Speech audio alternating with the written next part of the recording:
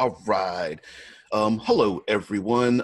This channel's RPG with DBJ, and I am the host, the dreaded DM, DBJ, and I will also be the Dungeon Master. And this is our fourth expedition into the wastelands of Uldane in the world of A Dead Man's Guide to Dragongrin. So for anyone out there who is interested in learning about A Dead Man's Guide to Dragongrin or anything produced by Absolute Tabletop, please join their Facebook group. And of course, the people who make up Absolute Tabletop, please go out, discover, absorb anything that Tabletop Terrors, A Fistful of Dice, and How to Be a Better Game Master has produced. We have our intrepid explorers here today. I will allow them to introduce themselves, maybe do a little slight recap, and let you guys know about this Outpost series game. Think West Marches, and let you know about that, and then we'll jump right on in. So, Gavin, please introduce yourself and a character. Hi, I'm Evan. I'm playing Gavin Enfield. He's a human ardor dwarf, or he's a human ardor druid, and he turns in all these terrible monstrosities. He spent a lot of time as a spider last session. That's his go-to. He is a very anxious, kind of anxiety-ridden young man who's on this adventure kind of not of his own choice, but he's out here and he's trying to kind of maintain his morals as best he can in a desert wasteland. He's a human. He's a slight build, brown hair, brown eyes, pretty plain looking for the whole group, but he's trying his best to survive. Cool. All right, let's go to Vol. Hi, everyone. I'm Paul, also known as The Raven Rolls on YouTube and Facebook. I'm playing Volzen Listel, also known as Vol. He is a Darrow Zarfin and also an Artificer Armorer. And he is just into all kinds of Titan tech and body modifications and stuff. And he has, he has black hair with purple highlights. Instead of eyes, he has gold archons, which is Titan tech. And he is just out searching the world for his mentor, Ladron. And basically he's Ladron is the reason he is the way he is. And he has a feeling Ladron is in trouble. And he has a special compass that if he concentrates on an item, the compass, instead of pointing north, will point to the item. So he's hoping, he's tracking down his master through what he hopes is still in his possession. But along the way, he gets sidetracked by Titan tech, especially where we just left from. There was a whole Titan itself. Awesome. All right. And Zach, please introduce yourself. I am playing Gunther Parson, a dwarf silverwise barbarian. To look at him, he's very well dressed in a long leather coat. When he moves his head, you catch a sight of a cravat beneath his beard. It's so hidden that you wonder why he even wears it. And he's out here in the wasteland at the call of his ancestors. He's not quite sure why, but he's convinced that his ancestors are guiding him to be the greatest warrior he can be. That is awesome. And lastly, the Bastion Ranger, please introduce yourself. It's working first. Is that working? Yes, sir. Okay, excellent. So yeah, I'm playing Bastion Jaeger, the Silverwise Human Ranger. He, as a young lad, got into some trouble that has meant that nowadays he just wishes to keep his head down, keep out of trouble. He has put his skills to the test, well, to good use in guiding people through Aldane and other roads and using the storm roads to get from place A to place B. He's been doing some work with Vol as of late, and that's what has got him in this situation at this moment in time. Gavin has also hired Bastion to find some grins for him, some dragon grins for him. And so he has been established as the guide, the survivalist, the person that's going to map their way across Aldane and find whatever these two need to do. But he has kind of lost touch with his Silverwise heritage. He was young when the light fell. And so he hasn't really been taught much about it. Who knows? Maybe we might bump into someone that might teach him a little bit about it. Awesome. The storms that have been raging are starting to abate, but as you know, Bastion, that up in Aldane, even at the end of a storm, it always has a tail to it. As if just as the dragon leaves, the tail has to whip back and forth, striking the ground, and so the bleak storms themselves do the same thing. Much like in our modern day, we talk about the eye of the storm and then the tail end of the storm whipping through the region. The same thing happens here. And after having gone through your chrono adventure inside of a Titan, the Sarek, who is now fully human, the one who has studied the arcane to try to find a power source to, the side effect of which was causing the Everbleak to reach down the south, has abated, which is good. In many ways, is excellent. The bad part is just you guys are mortal, and the storm does not immediately disperse in a moment's notice. It still is raging. But because of that, having brought back a number of refugees and getting them situated here in Aldane, and maybe even establishing an outpost or maybe even a small community, in an event to do that over the past day or two, you do realize that there are, after the dismembered lords' legions and the red sale market have collected their taxes, that there are noticeable trails being left by people who have come down to the south, given their tents, and then intend on returning back up into Aldane. And you realize that there may be other refugees, travelers, nomads, that may be coming into this region, heading in your way, and might be heading towards the same dangers that you guys are involved in. So for right now, the members of the people that you brought back with you from back in time have settled themselves out.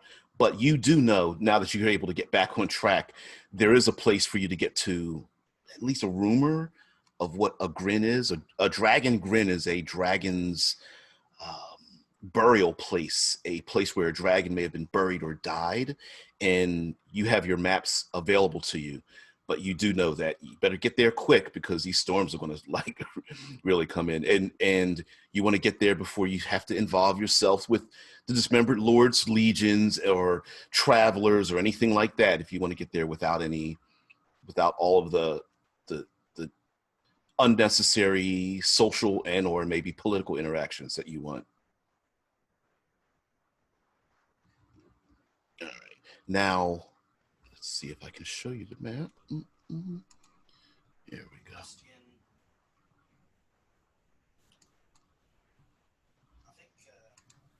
There we are.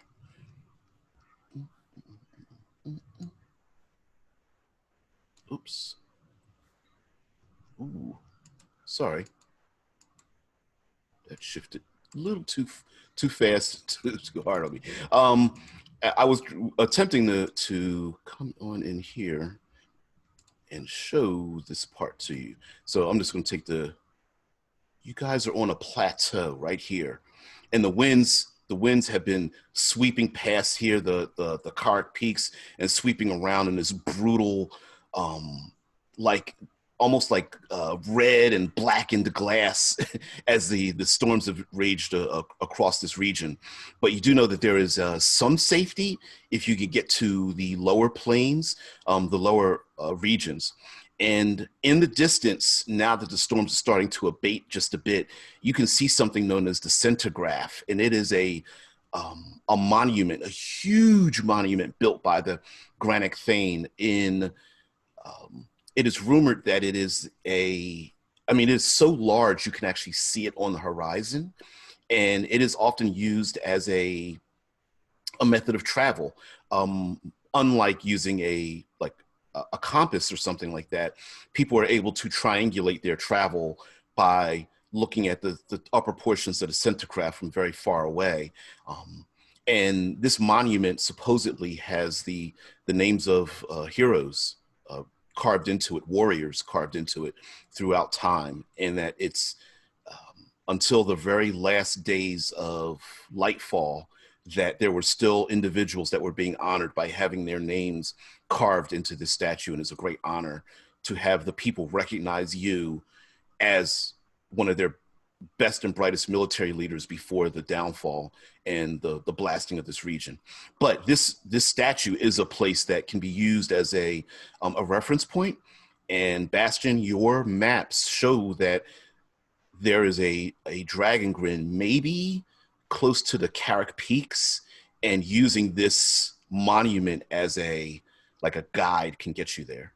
In other words, traveling, like maybe having it on your left shoulder, or keeping it within 10 degrees of the place you're traveling. People use various methods like that to get the centigraph to lead them towards this area. But you do know that as long as you travel along the upper plateaus, the upper mesas, that the wind is pretty damn brutal. You could possibly rest for a long time, but again, if you rest, chances are those from the south are going to catch up to you, and the storms from the north are going to change the landscape enough that your maps might even be useless until you can make new ones.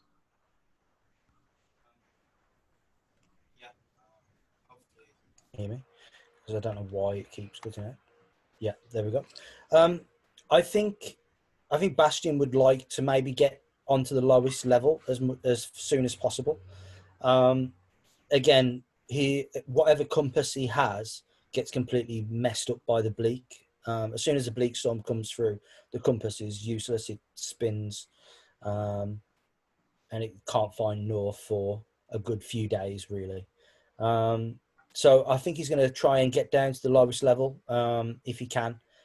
Try and skirt the cliffside as much as possible. Stay away from the open ground. Granted, that might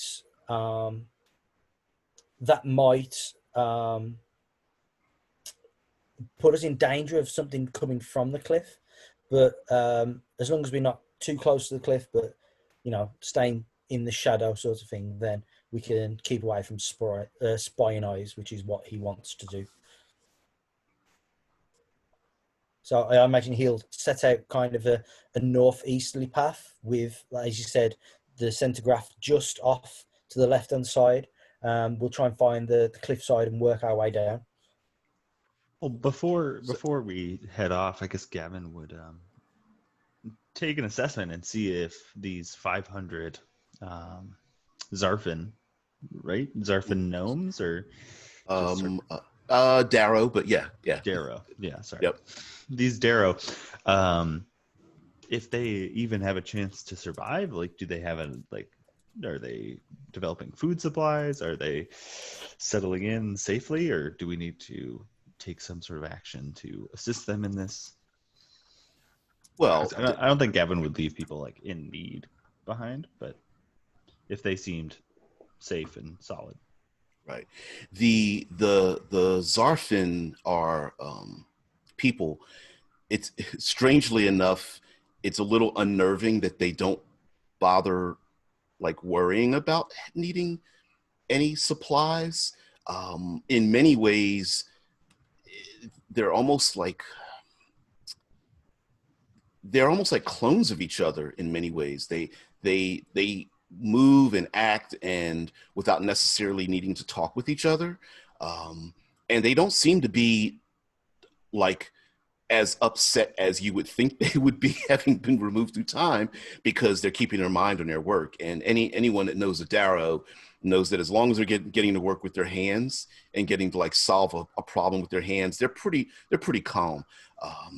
But Vaul, he knows his people, and they'll be fine. They can work long hours with not a lot of like carbs needing, not needing to have to like carb load or anything. But there's a significant difference between the Darrow from the past and the Darrow today. They look very and seem to dress and act very similar to each other. Pulling upon that idea that maybe they weren't born, but that they were created for a purpose. But even in a modern context, like the Darrow today are very individualistic. They look and act and seem, you can just, they're just another race of people that live in this world. But these Darrow very much seem to be collective. And it would almost seem like you get the impression that it would even be unnerving for one or even multiple of them being pulled away from their like family structure. They're working so well together. It's yeah. Go on, Paul. No, go ahead. Yeah, I was just going to say, I think Bastion was still suspicious of the Sarek. He might be a human now, because when they deep delved the Titan, Bastion stayed up top to keep an eye on the Sarek just in case he tried something else. So he doesn't know what happened down there. He just saw these, I guess, massive Darrow pouring out of the place, led by his group. And utterly confused, he just wants to keep on task, and he's just going to be like, right, well, you want to get to this place, let's go before we run out of time. I was going to say that for anyone, well, it's just Gavin right now. Bastion hasn't seen them yet, but yeah, these Darrow are so unlike Vaul. It basically, he almost comes up as overprotective of anyone touching his things, and they're like probably sharing everything. It's, oh, I need a tool, here you go, and things like that. So he's like, they're like a total contrast to what the Darrow have probably become, or at least what Vaul is like. Because yeah, he's almost like, not that he doesn't help people, he's almost a little selfish and worried about his things, don't touch his things. Like, people are actually seeking him for his intelligence and stuff that he has done, but he doesn't share any of his information. He doesn't like sharing his stuff. The only time it was weird, I think, was it Gavin? Or no, was it, I can't remember which player was given a tool by these Darrow, and Vaul went by, swapped the tools, and took the better one because it was a lot better condition than the one that he had in his possession. So, which, yeah, that's just, did I write it down? I didn't write down which one I do. Yeah, but I just, yeah, he's very, it's almost, he wants to stay just for the knowledge, but at the same time, he seems a little nervous, I guess, or anxious. Like, he wants to get out of here. It's like, it's a little odd for him to be here and to interact with these Darrow, because they seem to be a little too interactive with each other, I guess, is might be the word. No problem. Now, Gunter, the wind has been whipping across your clothing, and you've been up in Uldane searching for a legendary swordsman that you've collected some information on. And as you're walking across the plains of Uldane, you realize the last bit of information as you came from a place known as the Hanging City. The Hanging City actually hangs in a cavern that looks like the mouth of a dragon, and the city is in the upper portion of where the teeth are at. And but anyway, you came from that location, you know, on your, I don't want to say mission, like a quest of sorts.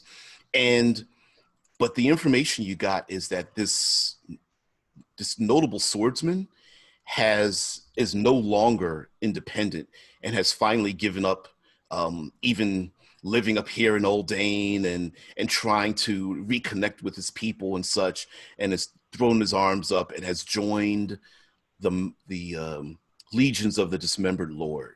And you know for a fact that this legendary swordsman, or at least the sword that this individual carries, like, part of you is a little dismayed because you really wanted this to be, you know, like a one-on-one. Like, am I really that good, or is it true that this guy is really this good with the sword? You don't know, but you know the sword's been passed down from generation to generation. But the problem is the Dismembered Lord's legions. You're like, will I be able to challenge this person, you know, in an open and fair fight if they're allied with the Dismembered Lord? But having looked up into the storms and the clouds and things, it kind of gave you almost like an omen. Like, just as you were thinking about it, this bolt of red crimson lightning strikes the ground and the winds kick up, and almost as if it's the storm inside of you. You're like, you know what? Maybe I'll just be carried on the wind and at least find this person so that you can make the decision whether you even want to expose yourself to them or not. So if this ends up carrying you northward as you know, find an rocky outcropping, hide for shelter, storm abates a little bit, you start walking further across the lands, and this is where you get to the point where you're just like, man, the wind is just so strong. It's incredibly powerful, and almost as if it's like I was saying before, it's blowing like blackened glass and crimson shards across the field. Yeah, and you're like, what the hell? And off in the distance, you see this huge glowing light, and maybe it's a few. They measure space here in dregs. It's kind of an ephemeral measurement, but it's basically how long your legs will have you, like, you know, cross one distance to another. It's like you're, you know, it's just pushing through the winds and such, and you see what looks like on the distance, looks like these monoliths coming out of the ground, and suddenly you see just these individuals coming out of the ground and the dirt and such, and then all of a sudden the wind just sweeps through. Your vision is blocked. You look again, and you're like, it felt like you're like you were here for a moment, and it felt like you were here for 1,000 years. Like, what? You look down at your body, you're like, okay, all my pieces are there, and you see 3 travelers. It would be Gavin, Vol, and Bastion making their way across the landscape. And in the distance, the monuments, you swear they look like fingers, but you're not really certain. But you see these travelers traveling along, heading towards the northeast of this realm. And by the way, you guys see a lone traveler. Essentially, you don't even really see the traveler, but you see the dust devils kicking up from the person walking, and they don't seem to be like in a hurry so much, but heading towards your direction. Do you think that might be the Sarek? No, it isn't a Sarek. Yeah, I mean, I know that it's him, but it's a case of I'm saying to the other two, do I think it might be another Sarek? Oh, Gavin would kind of speak up and not answering the question, but start thinking about, well, I guess maybe we could have changed other Sarek back. So maybe it could just be a regular person now. And he would not answer your question, but get lost in the question. If Vold is, But over his head. Go on. I was saying Vold isn't. He seems preoccupied. He keeps looking back where everyone came from. It's like he's conflicted, like he's thinking about a decision. But you guys move forward. You see him hanging back a bit. He'll follow up, but he'll look back again, and he's not really. What? Sarek? Where? What?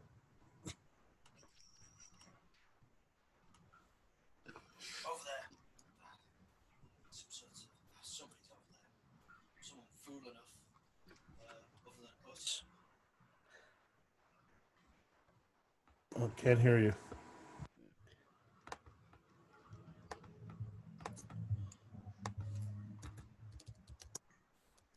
any? No, not getting anything. No problem. All right. So the as this lone stranger doesn't seem to have any, I mean, at least from the distance, and anyone lone out here in this wild place is either they're smart enough to know how to survive, or they're on their last days, pretty much, unless they're traveling in a caravan or something. And about to say Zach, Gunther, you notice in a almost a triangle of perception, you see that there's movement on to the south of you on the horizon, and that movement, dust and wind blowing and everything, and you're like, okay, maybe there's just another storm flowing towards us. And you see, let's see if I can bring this up here. There we go. All right. All of you see this to the south of you, swirling and moving. The little specks you see in this image here are you guys, separated by distance, with Gunther right about here, closer to the storm, and you guys in your encampment as you're starting to leave the encampment. But what you see in this storm is not exactly something that you would normally see in the storm. There's something alive in it. As a matter of fact, let's see, here we go. As a matter of fact, you guys see this in the storm. And not just one of them. You see two. You see a handful. No, you see a dozen. No. You start counting them in your head, and you realize that the tail end of the BLEAKSTORM is roiling with these things, like a swarm of them. Like from a distance, you're like, that's like a swarm of like locusts. No. It's a swarm of chimera, like shifting and changing and turning to chaos. Let us just say that there are, if each of you could slay a dozen, it would not put a dent into how many there are flowing in this storm towards you guys.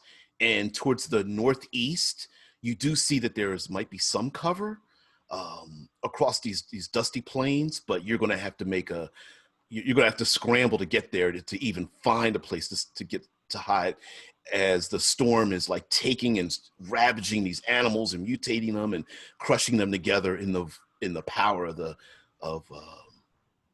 BLEAKSTORM, pure chaos. You guys are going to grab some dice. Gavin would immediately start like waving to this far off person to get them to join, concerned now for their safety. So Gunter would probably see a pretty plain looking human guy just kind of waving him over, inviting him to take shelter with us. All right. If any of you have like Arcana, give me an Arcana check, and I'll even let you substitute in a Nature check if you have any connection to like Oldane or something like that. Ooh,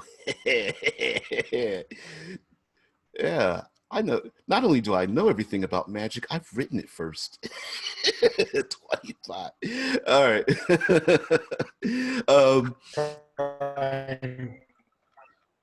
Oh no, you're tinning out there, dude. Sorry.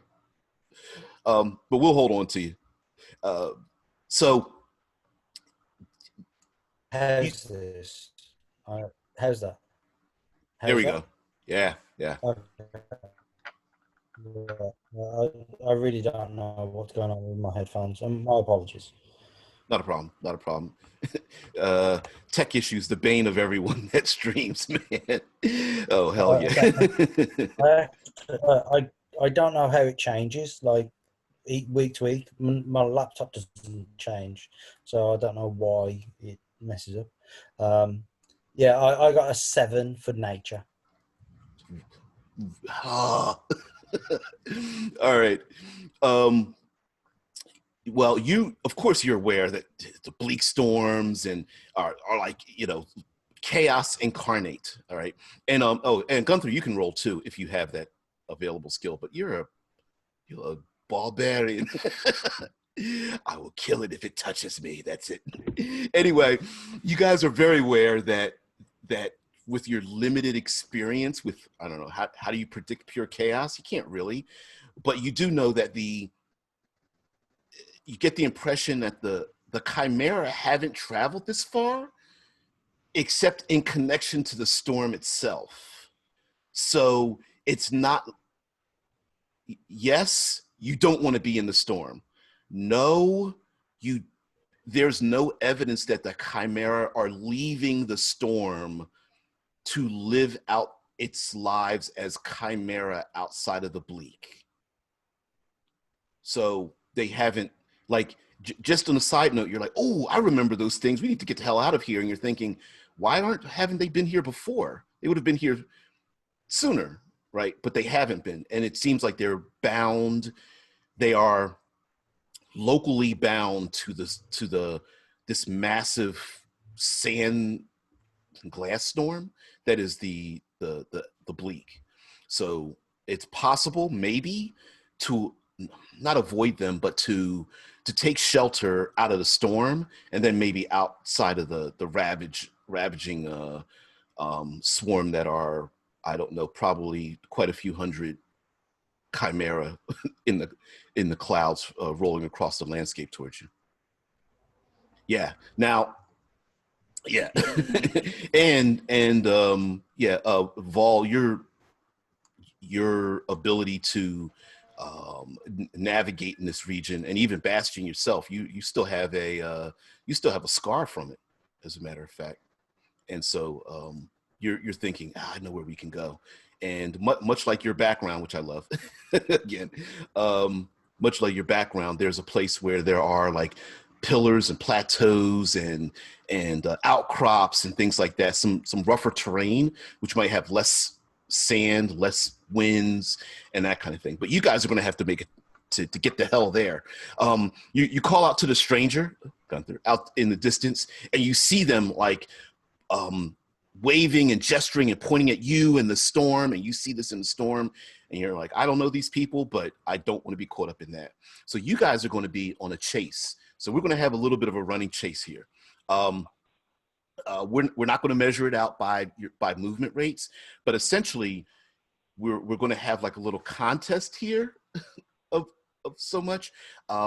You're going to have to make at least 3 successes to get to safety where you're going against this storm that is coming after you. So in other words, you want to equal or outpace the storm that is ahead of you. It is essentially the storm is you're 3 successes away. You start failing, that means you stumble, fall, trip, whatever, and it's just going to start rolling across you, and then bam, you're going to get hit by it before you get to safety. So do we want to do it in initiative order? Yeah, let's do it in initiative order. That way we can have some organization here, even though you're not technically fighting anything yet. And I say yet. Mm-mm.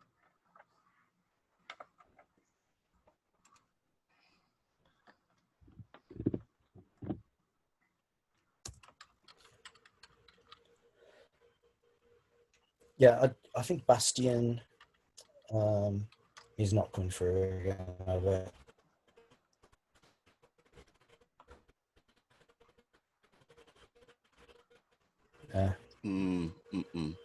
But I think Bastion can only move as fast as probably Vol, as he's probably the slowest of the group. No. Moving 30. How about this? No. I'm moving How unnaturally. about Mm-mm. that? Yeah, you Better? unfortunately it seems like Zoom is just keeping you the distant one out. What about now? It's all right. Nah. All right. Okay. As the storm comes closer, Vol, how are you, or what are you doing to? I mean, are you just going to rush across the landscape? There really isn't much cover because you're out in the open, really. But if you're going to do anything like arcane or something like that, you absolutely can. But I'm going to need an athletics check from you to pace yourself so you don't trip and fall on your way. Why would you do that? You want me to fail a roll? Okay, fine. Oh no. Okay. No. Natural 1 for a total of 0. No. That's not possible, is it? Yeah, I have a 0 now. Oh no. All right. So okay.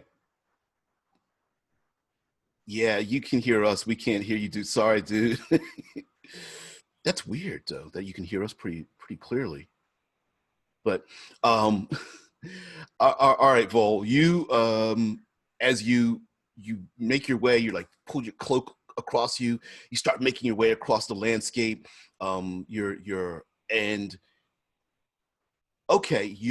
Despite the fact that your armor allows you free movement, you're still pretty heavy. And you end up your foot hits something like a rock or something. You think you're about to trip, and you catch yourself from tripping or falling, and then suddenly Vol disappears and you slide into a gully. Don't take any damage or anything, but it's like you break through a thin crust in the ground and you slide down into what essentially is like it looks like a trench, like a World War I trench where the ground just breaks in front of you, and the wind is coming from behind you, and you run, and you just fall down into a gully. It looks like the gully snakes ahead from you as the ground starts crumbling down. You're about chest deep inside of this thin gully, and it slows you down for just a minute. You're gonna have to climb out as you're like, ooh, it hit my face, but I just made an obstacle in front of me. Shit. So yeah.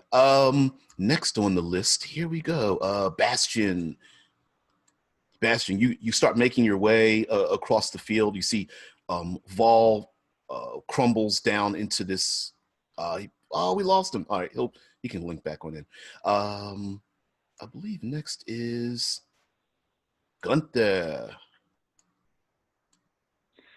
Gunther pauses. he's not great at making decisions, and he hesitates, wondering what to do. And staring at the signs of this immense bleak storm, he simply hauls ass. Even a dwarven barbarian in old Dane would probably like haul ass across this place. So please do us the honor of an athletics check. That'll be a 22.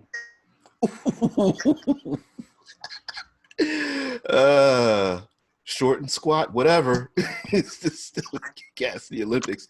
So and you've been traveling this area on your pilgrimage anyway, so you're like, oh, it's another storm. I mean, it looks pretty terrible, but whatever. You're just like run across the landscape, rocks and shards of glass or something in front of you, and you're just like doing like a little parkour across it, tumble roll, run ahead. So awesome. Actually, you got a 22.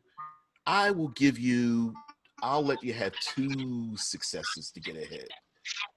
So you only need to make one more. We need Gav and Bastion. When Bastion is Bastion trying to make sure everyone gets to safety, basically. Yep. I rolled a 23. Yeah. Rolled well on that one. All right. But Wow. I don't know if I could slow myself down so I could try and grab Ball out of the thing. Yeah, you can. As a matter of grab fact, him by the scruff of his neck and like pull him out of the hole and just keep going. All right. You can take the 2. You can take the 2 successes, or spend one for Vol to get him out of there. So you can kind of like it's like helping him out so he can get keep it up with you guys.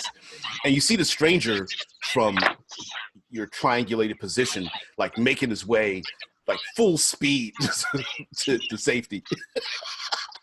Yeah, I'll definitely stop and help Ball out. Okay. All right. Is there any way you could mute him as the admin? Because he's trying. I think he's getting some feedback. There we go. All right. Yeah, I think he's getting some feedback off of trying to get his sound in. I wonder if it is something to do with him being across the pond. How's my audio now?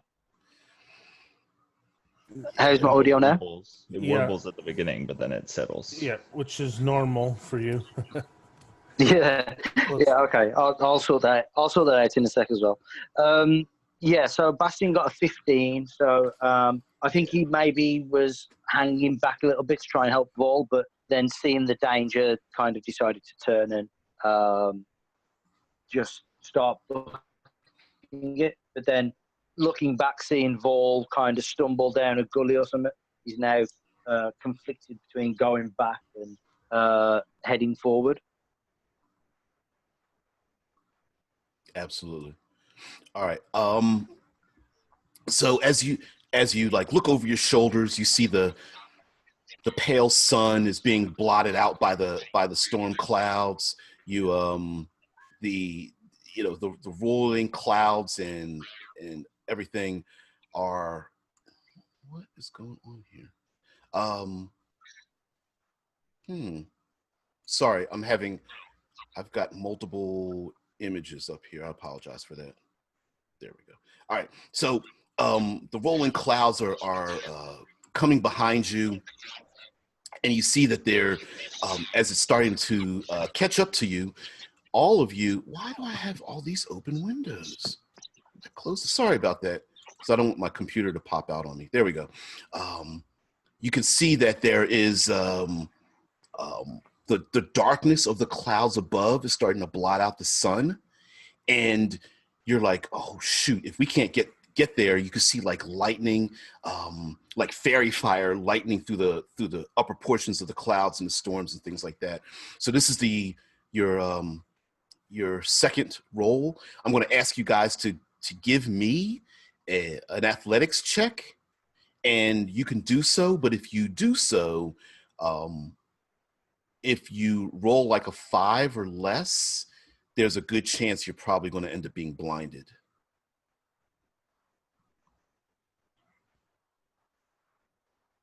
All right.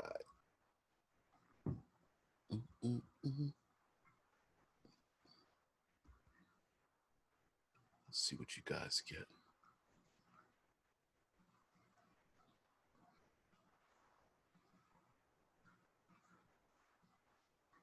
Oh, no. Need to pop out there we go. Perfect. All right, the top of the clouds start to roll in. It's like dark and shadowy. The sun starts to get blotted out. It's catching, the storm is catching up to you on your heels. Gunther, you make it to the ridge line of stone and cover, and you see behind that in the clouds, you see like the chimera like breathing out like green gases and fire and darkened mist and strange acids and things out of their mouths and stuff. It's that close to you, and you see from behind them. Yeah. Oh yeah. Vol. Another athletics check. Yep. Bastion's running ahead, behind you, making sure that you guys aren't, especially you, Vol, aren't going to end up getting like slowed by anything. Oh wow. Yeah, you need to make 3 total.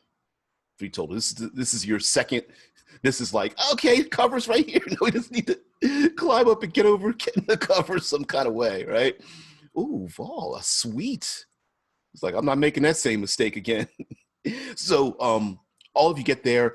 The stranger that you saw from a distance is there already, over there, hiding in the, having scrambled up into the cover. You don't really need to make a climbing check. You've actually kind of did that already. But you're making your way up into the stone outcroppings to find some kind of a cover from the oncoming storm. And you notice that the upper portions, it looks like the storm is like picked up the sand and everything and rolled it up into the upper atmosphere, and then it's just raining it back down on the ground. So it's almost as if instead of liquid rain, it's like powdered glass that's coming down, which is like why, when I say blinded, I'm talking like blood blinded, like in your eyes and stuff like that. But that being the case, luckily enough, you guys don't have to worry about any of that. Thank goodness. And you guys make it up to the ridge. Now you have to go for cover. You guys already rolled initiative. Let me go back. Oh, there we go. Let me roll back up to your initiative scores here. And Gav, you know that on because this is really going to be important, that everyone knows that your feet, like, they're going to be nipping at you as you try to go for cover. Let's make this random. Hopefully this won't be a high roll. All right. 2 of the chimera are going to be nipping at your heels. Now, you guys are going to need to make like athletics checks to get to cover. Zach's already behind cover. Zach. Gunther's technically behind cover, unless you're also behind cover there, sir. Kind sir. But if anyone wants to help you out, they can, because their initiative is higher. Storm's acting on initiative 10 or whatever. But in that case, everybody can just, take a dive down behind the rocks if they want to. But Gav, you might be in trouble. Maybe. Might. Slight chance. If I can go back and help, and I'll take disadvantage on whatever my next roll is, if you wish, then I'll go back and help him. Okay. All right. Okay. You can hold your action to make sure. So yeah, you can absolutely do that. Why not? So let's start with Vol. Vol, you are a few steps away to get to cover. You just need one more athletics check to get there, or you can pause your action or stop or whatever you want to do if you think that you need to. You don't really need to stop. Well, no, as so it probably was his armor shorted out, and that's his. Even though it still remained its form, his art it's just a combination of maybe his arm stopped working because he's missing an arm, so the armor grants him the arm, and he went falling into that little thing. As he was pulled out, he pulls out some tools and just starts hammering onto it, and suddenly it's all back. This storm is really playing havoc on it. So, and he just takes another burst and moves forward again, and 10 on athletics. Okay, all right. So there was a little burst. It was really good for a second after he hit it, and then it's back to normal again. That's awesome. Yeah, you barely make it over the stony ridge, trying to hide back from the storm that's sweeping over you. The winds come across, and you can barely see in front of you as the glassy storm is above the ridge, but the wind starts sweeping in and around this maze of like pillars and stones and things that are where you're able to get cover, and you can see the tops of the very peaks and the spires of the maze of stone that you're getting cover in are like these chimeric creatures are starting to land on top of the stony outcrops, like flocks of birds landing in the trees. They're like landing at the top of the stones and such like that, looking around as you guys are down in between these narrow passageways of stone pillars and cliffs that have been carved out of the bleak. All right, next is Bastion's holding his attack. Okay, there we go. Gunther. You notice you got to the ridge, you see them climbing in, you notice that you're in the best way to describe it is a maze.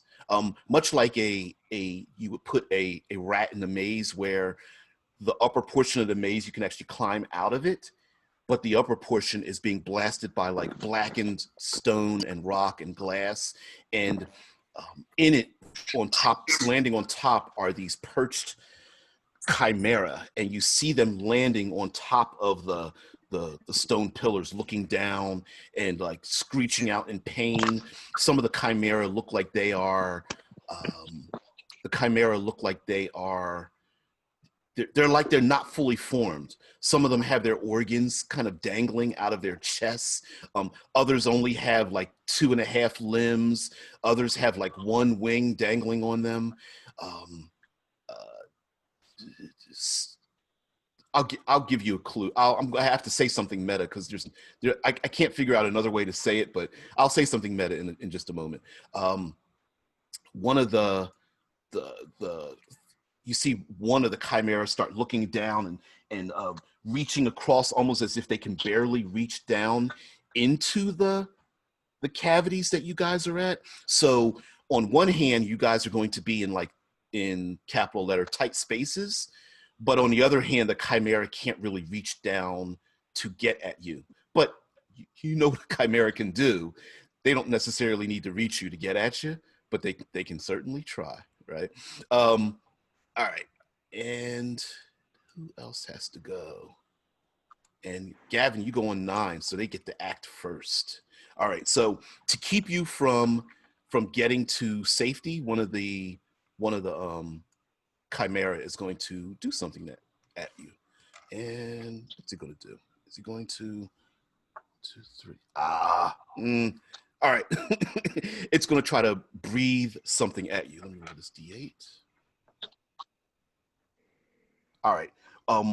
Behind you, the storm, you could barely hear anything, but you hear one of the chimera goes, and it breathes something out. Please. There we go. believe you make a saving throw. Dexterity saving throw, please. DC 15. 4. Oh, all right. He's not the most dexterous guy. Sorry, dude. The chimera's burst stomach rips open and it breathes acid out at you. A 15-foot cone. You take 30 damage as it spills on your back and your legs as you try to scramble for cover. Please tell me, are you all right? Well, sorry, 1 second. I gotta look up a spell. I just want to make sure it. Oh, okay. Yeah, just Um, let me know if something interrupts that. Not a big deal. Yeah, so I guess Gavin would look up and not even try and move out of the way because he knows he's so slow, but he would maybe try and control some of the earth around him and like throw it up as a shield in front of him. But it wouldn't be enough, but it would take away some of the damage as it kind of melts through his earth and shield and like covers his already kind of gross monstrous skin gets covered in these kind of like maybe up the side of his face is this like spray of pockmarked skin now as it like continues to sizzle. All right. I hope that helps you out a little bit there. All right. We are going to get into combat, but I have to say something meta to you because I'm reeling in my mind like, how do I tell these guys that? These chimera are like minions.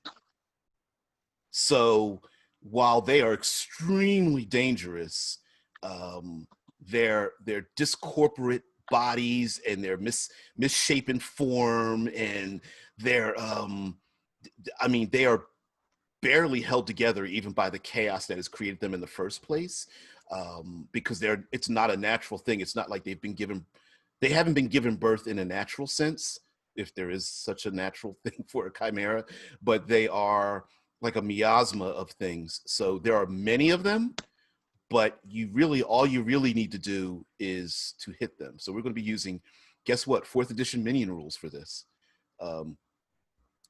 Understand that you guys are you guys are in cover. You have the option to either get out of the cover. Yeah, you guys have the option of getting out of the cover, which will allow you to basically move and act without any restrictions inside of like a tight space. If you're in cover, you basically have half cover. You have a +2 bonus on your armor class. You got +2, I think, is on dex saves while you're in behind cover, or you're not behind cover, you're in cover, if that makes sense. Using it, but unfortunately, that also means that it limits the amount of space you can use and how much space the chimera can get to you. So it's kind of a catch-22. It's like, yeah, I'm behind cover, but it also means I can't really move very well, or I can get out of cover, but it also means I'll be vulnerable to multiple avenues of attack. You are well aware that the chimera can, like, it might be difficult for them to reach down for you, so maybe they can like reach down and get a claw, or reach one head down there to bite you or breathe something at you while you're in and around cover. If you decide to get out of the cover, though, all bets are off. They are still dangerous. And the last aspect is that if you want to climb to a high surface, you can, most definitely. Unfortunately, you're probably going to get blasted by the sandstorm that's raging above the pillars and such. Now, I'm not there. I don't have a map of the pillars and posts and things.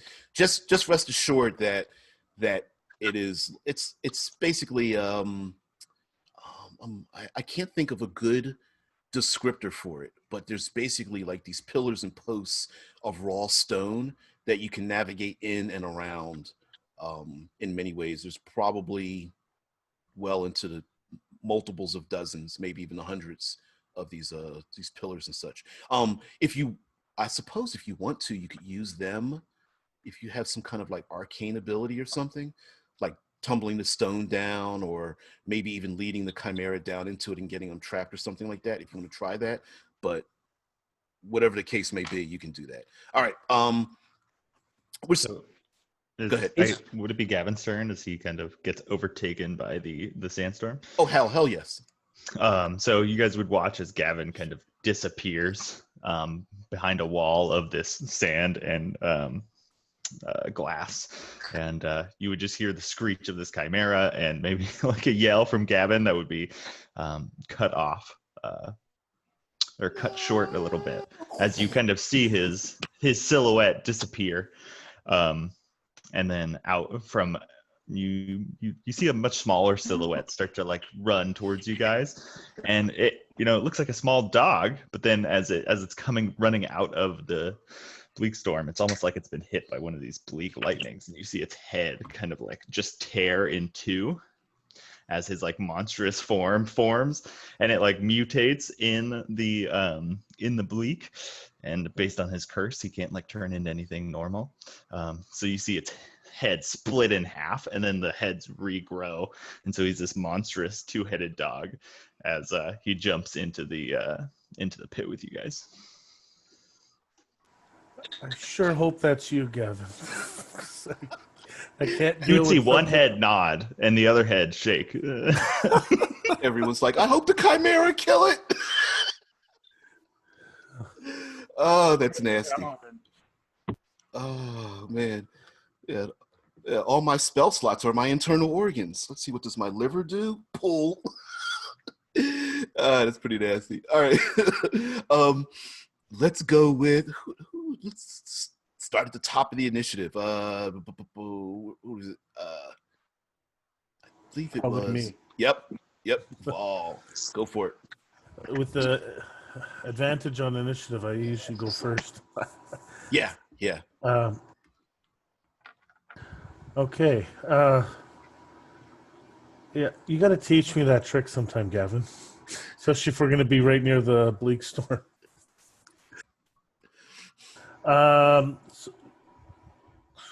So all I can do really, shoot a chimera or do.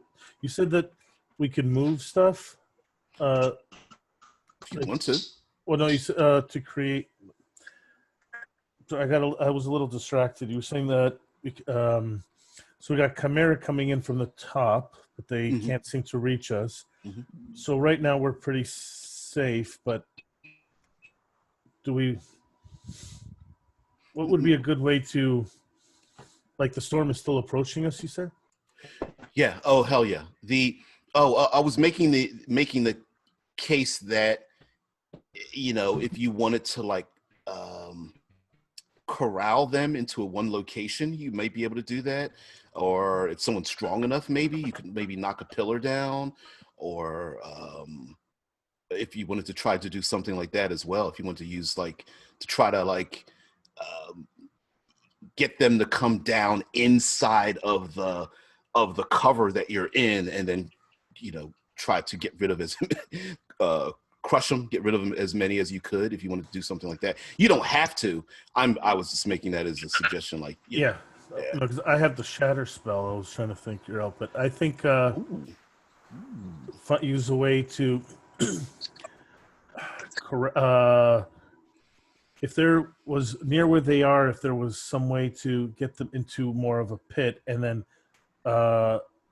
keep them more corralled and contained. But I don't want to risk angering them, I guess, and giving them access to us.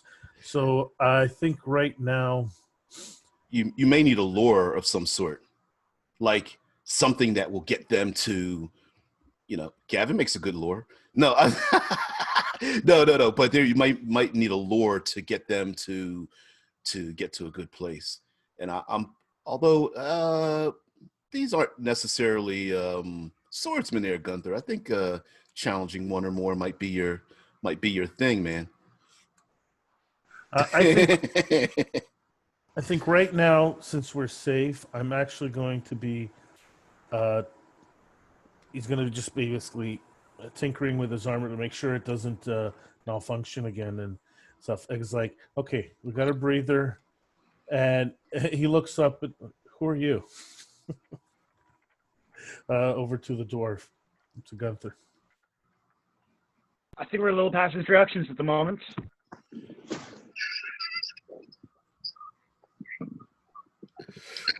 He shrugs and goes back to his work then. Oh, what kind of weapon do you fight with, by the way, Gunther? Greatsword. Oh, cool. Okay, cool. Brought one with him. Awesome. You probably looking at Vaul.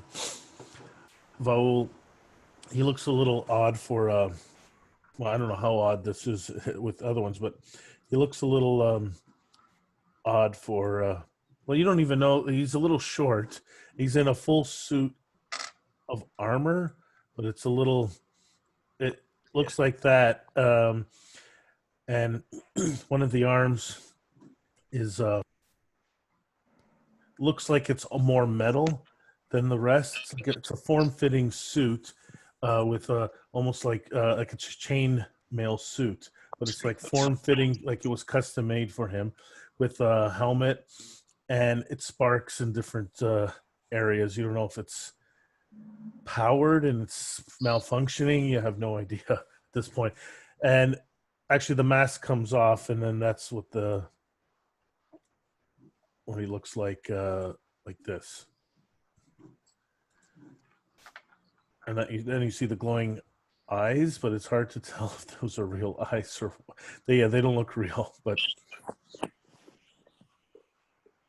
yeah, you're all right, Kev. Yeah, you can't help tech issues, man. and unfortunately, it seems like every time we've it must be something with Zoom, because every time we've linked together, it's always been the same thing. And you hear us perfectly, but yeah, it's all right, man. Well, DBJ, is there any goal we have at this point? We've gotten to cover, but you said the Chimera can still like breathe on us. Do we have a clear kind of path out of here, or? Oh, yeah. Yeah. Okay, so we got to make our way through this pillar maze to get to somewhere where the Chimera can't reach us. Exactly. And to get to a region where you're like Bastion, rightly so, is like, you know what, now that the Sarek isn't using the Titan as a power source, the bleak storm's probably going to abate. And if you can get to lower ground, it seems like the storms are ones that are far more dangerous the higher your elevation is. And if you can get to the lower elevations of let's see what we got here. Share this. Yeah, again, I think Bastion is just trying to get everyone to go lower and lower, and try and get away from the top surface as much as possible. Yeah. Like being an ant and someone blowing, a dusty shelf. It's much like that when you're on the upper plains. The dust is just incredibly dangerous. But if you can get to lower ground, you can get over to like you can get to someplace safe. So that's essentially what you're trying to do. Here isn't necessarily the safest place, but it's as safe as it can get until you can get to the lower reaches of Oldane. So Gavin would go up to Vol. One head would push Vol, and the other head would push the dwarf, Gunter, and try and kind of herd these folk along. All right. If the I'm not sure when it's coming back around to my turn. I think I was after Vol. But if there's a group of Chimera grouping together, then and maybe trying to scratch down into one of the crevices, then I would probably do a shatter spell between them all to try and collapse some of the entrance so that they lose sight of us. Oh, you have a shatter spell. It's part of the Bleak Ranger. Okay. Yeah. All right. All right. So you're going to the trick here is to try. This is going to be more effective the more that you can draw towards you. Yep. So, what is your? What's your? Do you have any like a positive charisma mod? Let me just double check what my charisma mod is. If I have you make Jack for some teamwork here. Yeah. Okay, go for it. I think I see you like eyeing things up, trying to bite your lip. I'm like, you got a plan? What are you waiting for? I'd be like, I guess I would say, we need to draw them. If we can draw them away from the other two, we can collapse something on them even more. Can we be as loud as we can? Draw their attention.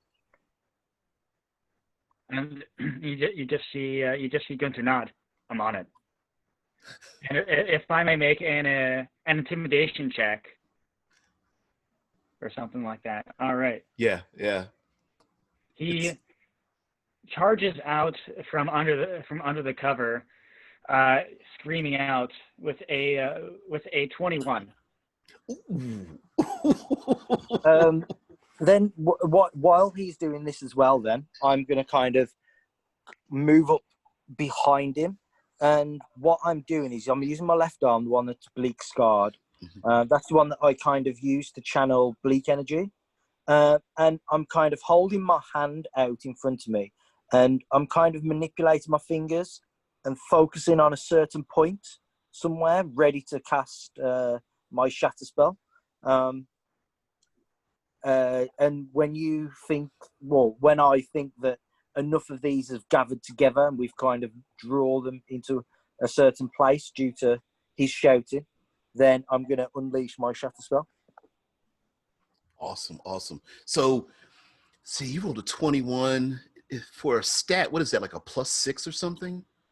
That was a plus 4. I rolled natural 17.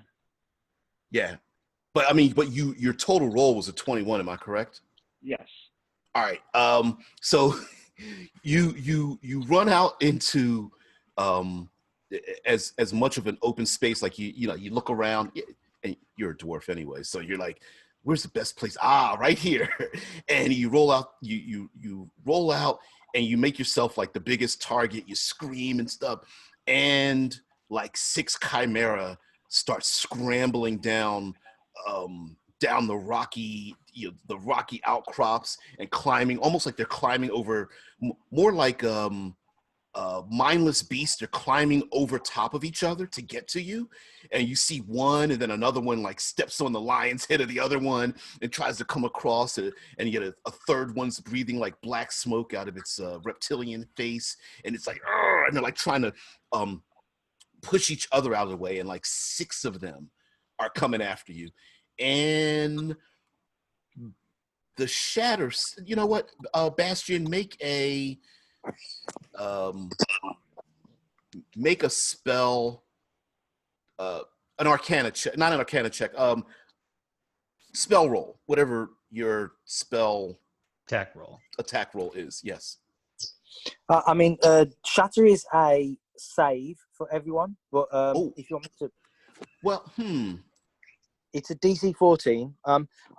As much as me trying to damage them, I'm actually trying to maybe cause a bit of a dust storm in here to block out visibility, so we can kind of slip away somewhere else as well.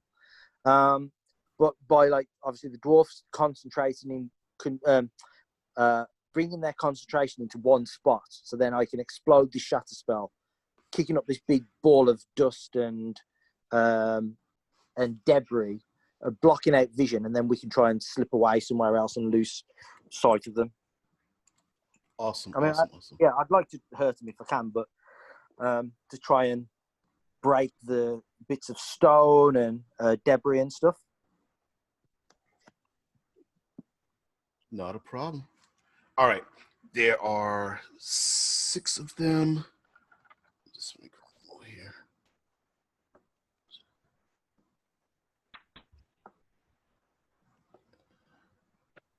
And if I can describe the shatter spell, hell yes, absolutely. So as I imagine it, it's as I'm kind of manipulating my fingers and concentrating on this one spot in front of me where I want it to explode.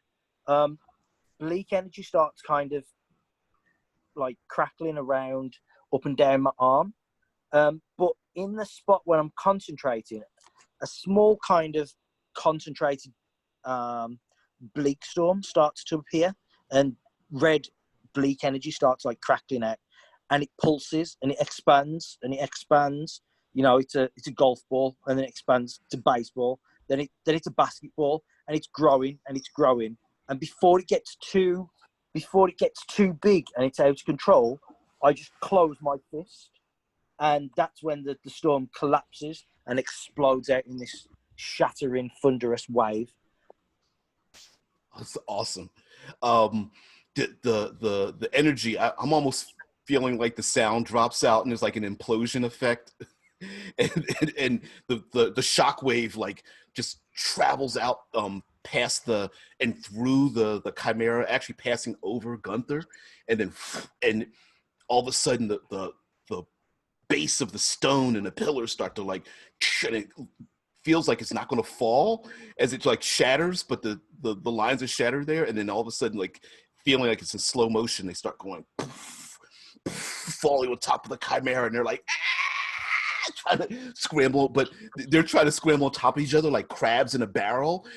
Each of them trying to push each other out the way, and a big pillar comes down and slams one on the neck, and they can't move. And another one's tail's like whipping around with this snake's head, and it's trying to get out, and boom, a stone falls on top of its neck, and it's like,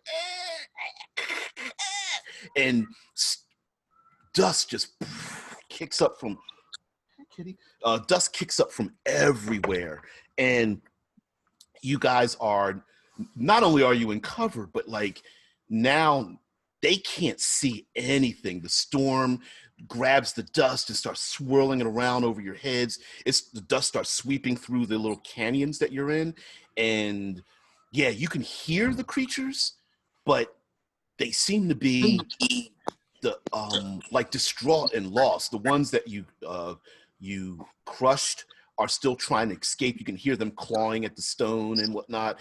One of them starts screaming out in pain as the others start like consuming its flesh. It's just right there because it's a close meal. But yeah, hey kitty, I appreciate you being here too. Sit right there. Yeah. Yeah, I think that's Bastion, what cats do. I think Bastion will kind of covering his mouth with a scarf, just maybe shout run to the dwarf now. Not a problem. Awesome.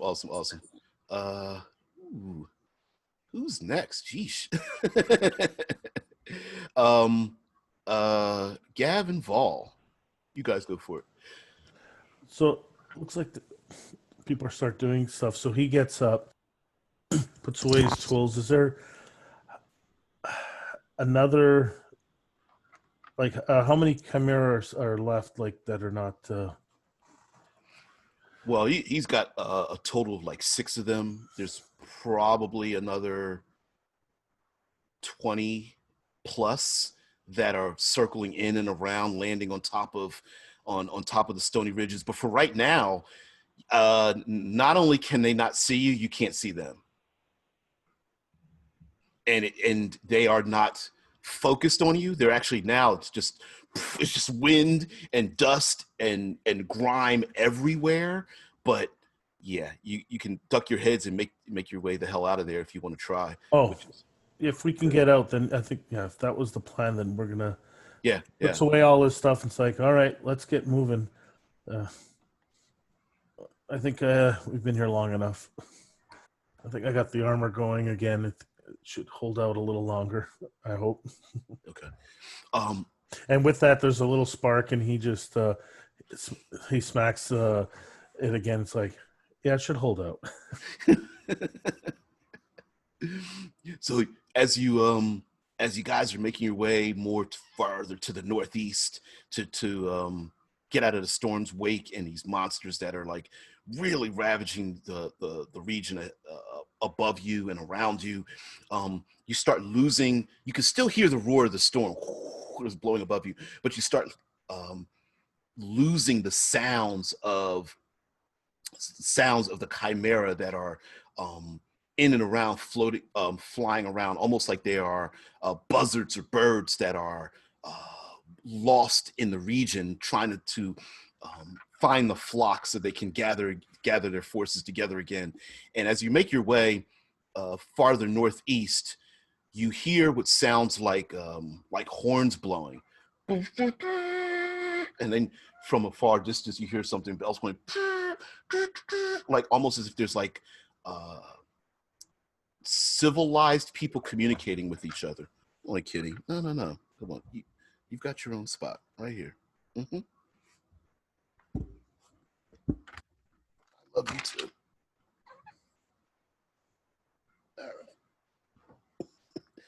All right.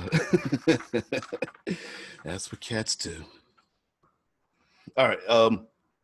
Anyway, so you hear what sounds like sounds like horns blowing, and as you are making your way towards the tail end of this like maze-like ridge, so you can get down to lower ground, you see in the horizon there are it looks like there's a encampment with tents and mounts. They look like mounts with lizards and such. And you see banners flipping in the wind. There are people that are like trying to hold the tents down. And one tent, you can see a tent like pick up and gets blown away on the wind. And you see there's people inside of it, and someone's blowing a horn like, and you see what looks like, come on, there we go. You see an encampment area, and where is the pick? There we go. There's my window. Sorry. And you see an encampment of these soldiers that are like trying to batten down the hatches, and you see some leadership running around with like red cloaks, the banner of the sovereign on the back of their cloaks, and a little entourage around them trying to hold up these staves that have like the banners that hang down from them. And the leadership is like, you can see him gesturing like stop carrying the banners, like that's not important. And the entourage like trying to follow the leadership around. There's soldiers trying to hold things down, food and supplies and tents being whipped away, and leadership like holding their head like, oh my God, it's like a comedy of errors as the storm sweeps in. Now they are down in like a lower basin, and you can see the storm from behind you wanting to sweep over and wants to come sweeping down into the behind you and into the basin after these the Legion of Marrow there in front of you. Now, it's not a whole legion. You think that maybe it's maybe a scouting group of a dozen, and they have like they've got mounts, they've got equipment. They're for this kind of world, they're well equipped. Pole arms and long swords and they've each of them has an extra pack animal that's got all their equipment on and things like that, and all of that is getting lost. And in the dark blackened clouds above you, you hear the screech of like the chimera as the winds start coming behind you, and chimera are rolling with the bleak storm, and you have it on good chances that there's a good chance that there might be a pretty wild encounter here, as the Marrow like look up into the storm and start to amass themselves together like the Spartans from the 300 movie, gathering together in a phalanx of sorts as their commanders ordering them together. I think Baskin would like to try and use this confusion to slip by them if we can. Okay. I think this is pretty easy, but I'll have you guys make it anyway. Stealth checks, but you get have it on advantage because combination of the dust storm and the dust kicked up by the shatter is going to keep you guys pretty well protected. But we'll see. We'll see. Yeah, I think Bastion would try and use the shadows of the rocks and the like you said, the dust that's kicking up. If I think that we may be failing at this, and that we may need to make some sort of extra escape, then he'll have a spell prepared, ready just in case as well. I actually give pointers to Gunter, and I touch his shoulder and say, "Go that way," so you get an extra D4. Well, no, you rolled well. You rolled already the same as me, but thematically, I'm casting guidance. I guess it. Ooh, mirrored. Okay. No, it's because he had two. That was a joke. Oh, okay. I love that spell. Yeah. So he actually does better than me. Because my armor's probably sparking a bit, so it's sweet. Man, even Gunther got a 19. That's awesome. All right, so the as you get to the end of your ridge line, essentially, that you would, if there was no storm, if you left the ridge line, you'd be out in the open, like the Marrow soldiers would actually spot you, but the dust just sweeps up from behind you, and it blows down into the valley. The dark black clouds roll above the Chimera, like screeching and yelling as they're looking for some kind of their last meal before they lose their lives, as they are made up of pure chaos and rage. And the Marrow soldiers have, now that they have an enemy, you see them slamming their tower shields down into the ground, and then like kind of like the next person links it together, like they're making this little orb or a half shell of shields around them as they have their pole arms sticking out, their long lances, getting ready for a battle. And then you don't see them at all as the dust sweeps over them, and you're like, perfect time to get the hell out of here. And you make your way down into the basin, into the valley, to sneak around the soldiers. And behind you, just a little bit in the shadows, you see the dust roiling around as one or more of that Chimera are. Okay. No, I thought didn't you roll a? Yeah, you see one of the you see one of the soldiers poke or kick or press or stab something, and you hear it scream, and this blast of flame shoots out, and it lights up the reflects against the clouds in the sky and everything. And wait a minute, I'm catching a number. Okay.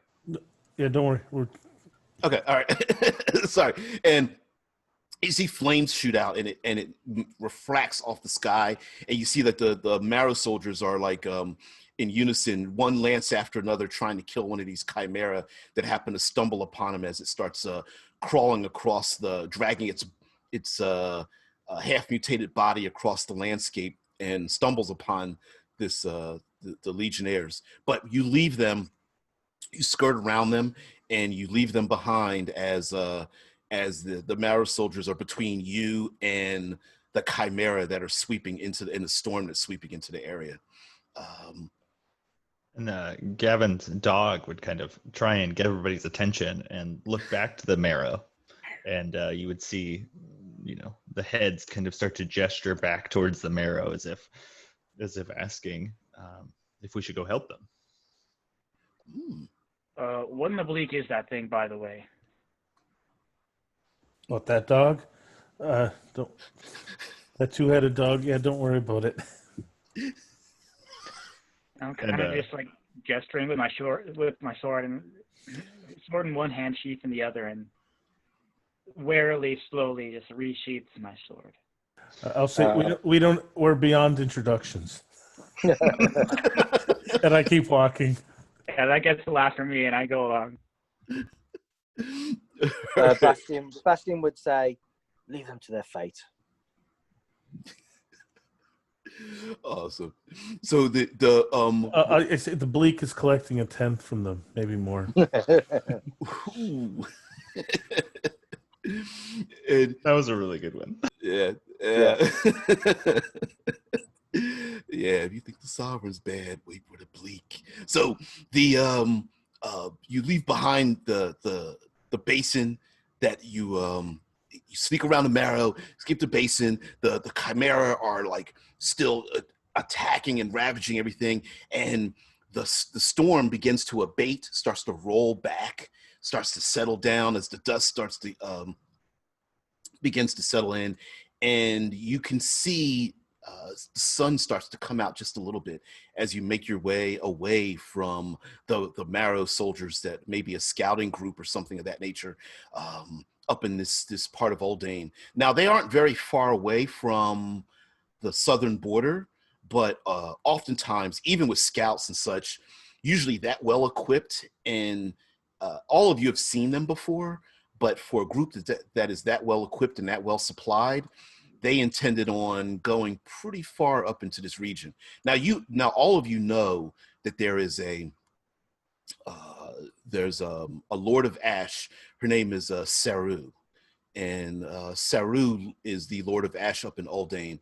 Although very few people, if any, have actually seen her, the leadership up here hasn't changed in, it feels like, generations. Saru's been put up here. Some feel assigned up here as like being assigned the worst leadership location ever up in this region, but she does have agents that roam around Uldane. Most of them singular, maybe in groups of 3, not much larger than that. A group of 12 is pretty rare. It seems as if they are most likely than not coming from the south up towards the north. Not sure what they're looking for. But as you leave the region behind, the storm starts to retreat. The sand starts to settle. The chimeric creatures, you hear fewer and fewer of their screams and yells and things like that, seeming to hold tight to the distance, the borders of the bleak storm itself. Now, as the bleak storm starts to recede, you can see the centigraph, the just giant, massive monument. You're thinking that the monument might be as tall as you know, a drag even. You know, it's basically almost as if it was a mountain that was carved to represent this giant monument, but still you see it as a pinprick on the horizon, and you are heading towards the, there we go, share that out. As you're heading towards, excuse me, why don't I have, there it is. All right. As you are towards the lower grounds of the Centigraph, heading towards the Karik Peaks. And Gavin, your nose picks up something strange, something maybe you've been hunting for quite some time now. Smells old and ancient, and maybe the storms have had something to do with this, but something's been uncovered, and you're thinking that it's possible that it might be like a fragment or something of one of the lost dragons. The storm having ravaged enough to maybe unveil something that might have been lost a long time ago here, more towards the north, towards the Karik Mountains. One of the heads would look towards Bastion to like go and tell him, but then the other head would kind of take the lead, and you guys would just see Gavin start loping off, as you know, because kind of fast as he can, off in the direction that he smells this thing. All right. Behind you, you hear the bleeding of the horns from the marrow as it carries across the landscape, and you hear it sounds like the winds are starting to change and shift and abate, and and now you just hear the winds of what normally blows across this dusty landscape, and you can hear the calls of the horns.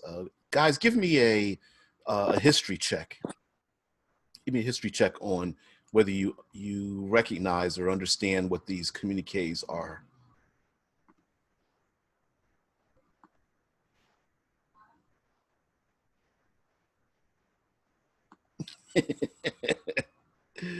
Oh no! What? Okay. You hear the bleeding of the horns, and there's like a call and response. Wow. Gav is like, I know what the hell's going on. Well, I'm a dog, and I can't tell you, so it doesn't matter. Yeah, exactly.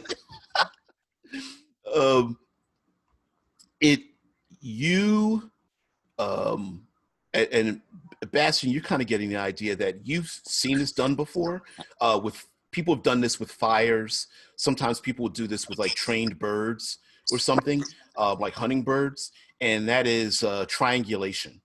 So you get three people, three hunters out there, and they may light a smoky fire, and then you can kind of triangulate or they might send up birds that circle overhead and triangulate your way to someplace. This scouting group isn't the only scouting group out here. It seems like they are blowing the horns to triangulate their sounds to get to someplace. You're not certain whether it's you guys, but they are trying to triangulate something. And Gav, not only do you not know that they're trying to triangulate something, but the scent that you pick up, you're pretty certain what that triangulation is going to mean. And excuse me, you look up into the sky and you see one of their like messenger ravens or something flying in the sky as it circles overhead, and you hear another horn bleed out, boop, boop, and you're like, what are they looking for? And it's possible that maybe not so coincidentally that they might be sensing something similar to what you're going after. And Gavin, once he knows this, he would immediately start like circling the group and like sprinting and like trying to hustle them along to give them some sort of indication that haste is necessary, that we probably should get there first. If doing that dog wag of the tail, kind of head down, tail up, wagging, and then kind of sprint, bark, do a circle, stopped, bark, bark, bark, sprint, turn around, circle, kind of wanting you to like put water in the bowl, sort of thing. Yeah. Put Gavin in the grin right now. I think Bastion has dealt enough with animals to kind of have an idea of what's going on, and cluing up with the issue of the marrow that are about. I guess he would relay the information, but he would say to Gunter first and say, "You have an aura about you, one of spiritual nature. I too am in touch with my ancestors' past. Are you perhaps Silverwise?"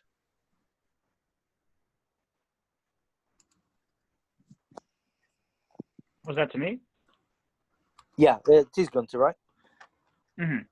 Yeah, that's for you. Why, yes, I am. The name's Gunter. I've not seen one of my peoples for some time, although I've tried to avoid most people most of the time. It's a shame, but it happens. We are the lost folk now. It's the way it is. Well, it's good to see one of my peoples again. I hope your ancestors bless you well. Come, let's follow your new companion. Likewise, blessing unto you. By the way, where are we going? Ah, It seems the ancestors have brought me to you, and so where are we going? Well, away from them, pointing at the marrow. that is certainly a good point. I wish to avoid the marrow, certainly, but it seems they may be after what, and I'll look at Gav over there and go, he is also looking for a grin. My ears kind of perk up. A grin. That's why I'm out here with him. Again, looking at the dog. Not sure whether to call him Gav or what at the moment. Yeah, he hired me to guide him to a local grin or find local grins. Seems like he's onto something now. You wish to stay with us? And you would see both the heads would grin at you guys.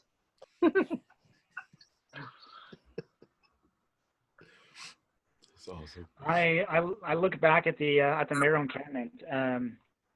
As we were passing by, did I notice the particular marrow that I'm looking for? No, you don't notice them, but you do notice that they are carrying like the insignia from the family line. It seems like these soldiers, although they came from the southern reaches, these soldiers are very they are Aldani soldiers from this northern region, or at least the southern part of it, and they definitely are like I don't want to say a family unit. They are a unit hired, or at least in league with the sovereign, who are from the southern portions of Aldane. So they may be able to lead you there, or at least this these other scouting groups might also be trying to attempt to do the same thing, and you might be able to find this person. So they're like local family leathers. Yep. Yeah. They're not too far away. Their behavior, their movements, their accents are definitely Aldani. All right. In that case, I'll. It seems we're all going to end up in the same place anyway. Might as well wait for that moment. Okay. The as you are getting closer to the Carrick Mountains, it's like a mountainous range, a good natural barrier for the bleak storms and the winds and stuff to as they are abating, to keep you protected from there. And the this strange like triangulation of these scouts are seeming to get closer, but Gavin's like got it himself, like, I know where the hell I'm going. And as you get closer, it's like you're sniffing what seems to be a trail, or like someone left breadcrumbs, and it dawns on you, these aren't breadcrumbs, this might be the tail of a place here. And as you look around you in between the mountainous peaks, that the sand has kind of shifted and the ground is kind of like blown away, and maybe, just maybe, the bleak storm has like blasted this area enough that it might be uncovering something, which is probably why you're sensing it now and not in the past. You could see like the dusty, almost like powdered glass that is sliding away from this half pipe of a region, and you realize as you are padding your way through the dusty ground and such, that it's not a half pipe. You might be standing on what seems to be a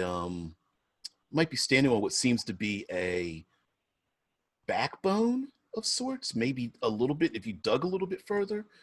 Yeah, there you go. And see if I could bring this in. Well, you can't give a dog a bone and then make it not dig. So Gavin would, I think, instinctively Yeah. immediately start digging to try and like uncover the backbone of this thing, kind of losing track of his original goal. All right. Let's see if I can. Thanks, Kev. Let's see if I can bring this into the space here. Let's see.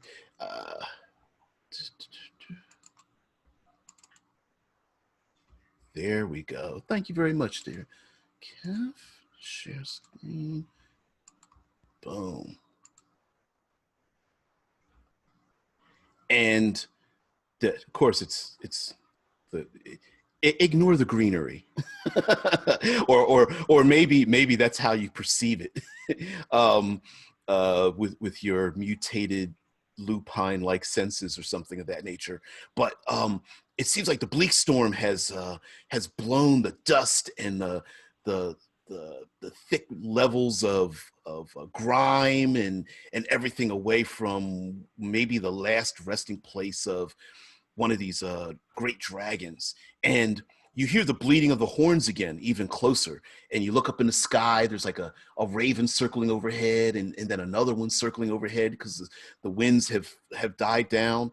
And, but where is it? Vol, you sense a kind of danger. And Gavin, as you're like padding along, you're like digging, and you dig a little bit more, and you're like, this isn't stone, this is bone. And unfortunately, you see ahead of you that there's dust, and you look ahead and something moves in the dust. And out of where the dragon's stomach would be, something raises its head, and it's skeletal in its body.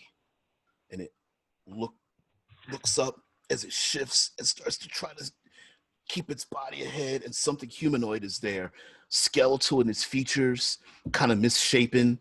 And then as you get you're like, maybe it's me.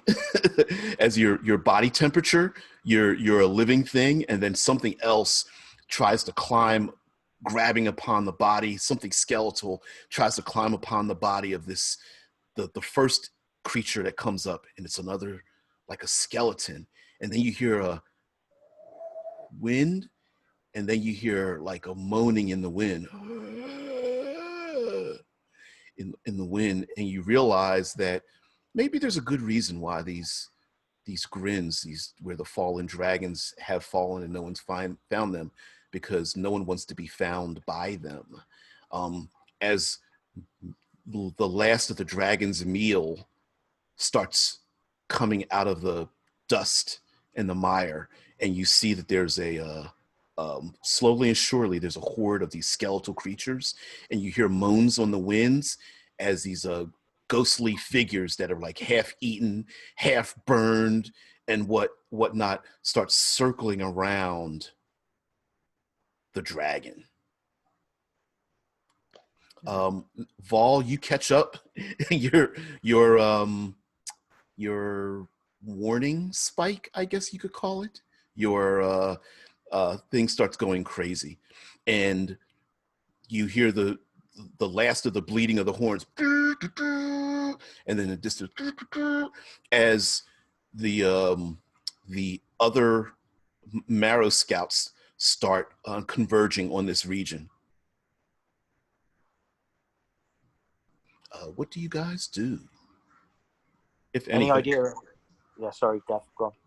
Oh, well, Gavin has had, I don't know if he would have told Vol and Bastion, but maybe the night they spent in the river cave with Coral, maybe he talked about his past slightly, and he would have mentioned that it was a grin that first cursed him. He was a regular druid before he wandered into the wrong grin at the behest of his marrow kind of Crucian overlords, and so he kind of starts to freak out, and the dog just instinctively just charges and goes and tries to rip some of these skeletons asunder.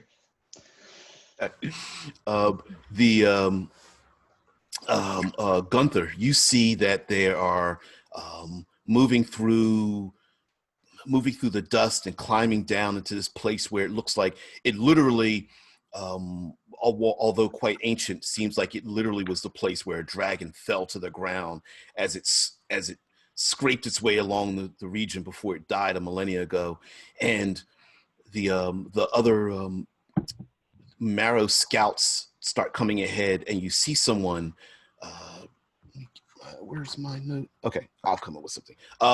You see a figure crest a hill, and you see a bannerman standing behind them with the symbol of the sovereign flowing in the wind, and has the cloth, the notable cloth down about the face. Takes the cloth and moves it back, and you see someone that you've known for a long time. On his hip is he pulls this silvered sword out.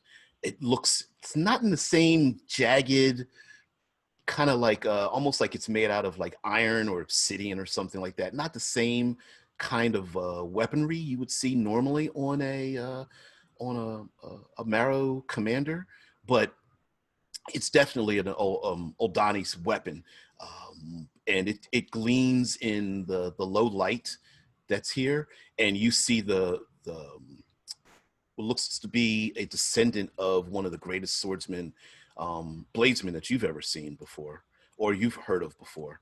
And he gives orders. You can see him yelling in a hand signals that the Granite Thane use when they're on the battlefield. And he's like pointing and tapping his shoulder. And then it's like a sign language of sorts, and starting to send scouts out to surround the region and explore the region.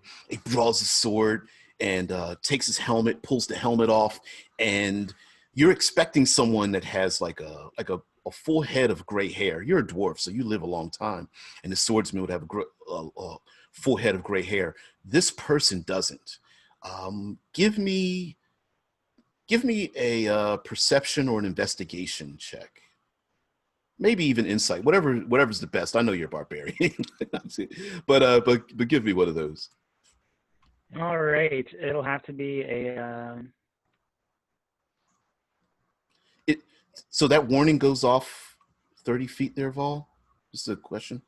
So if anyone is within 30 feet of me, they get the warning as well from the dagger. Basically, they can't be surprised if anyone is within 30 feet. Okay, perfect. And yes, Bastion, you can. The storm has abated enough that if you need to take flight, you can. Yeah, you can. What? Oh dear. Seriously? I know. Okay.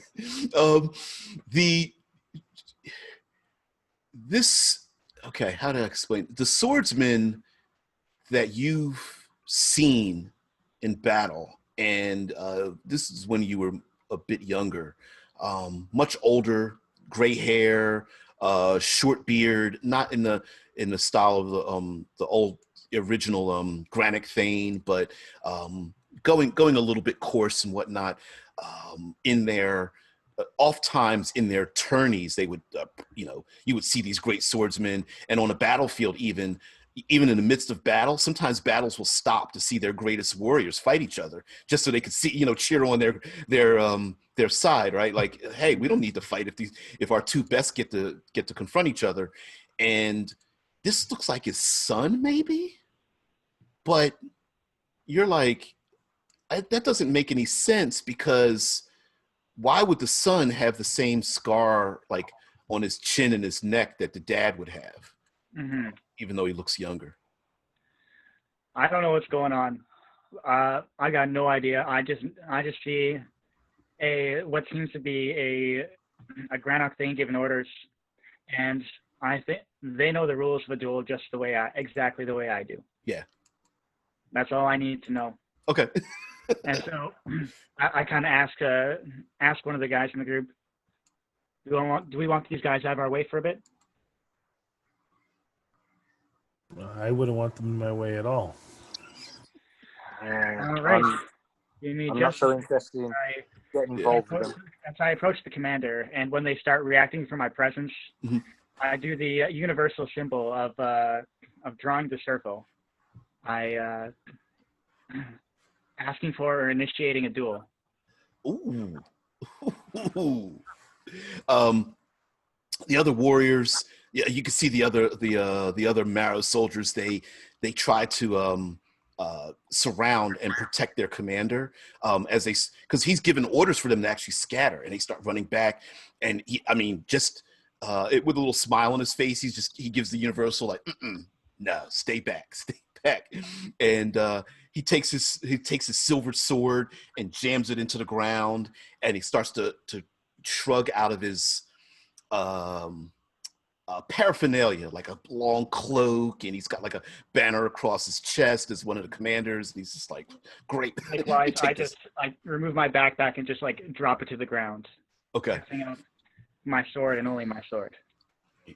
And he kind of looks at you, and he's like, an old Donnie, a warrior. Where have you come from there, sir? Looks like he kind of looks you up and down. He's like, you've got a lot of years on you, don't you? I've been around a while. He laughs, he grabs his sword, he picks it up, and he goes, yeah, well, some would say I have a lot of years on me, but some of us are counting them backwards.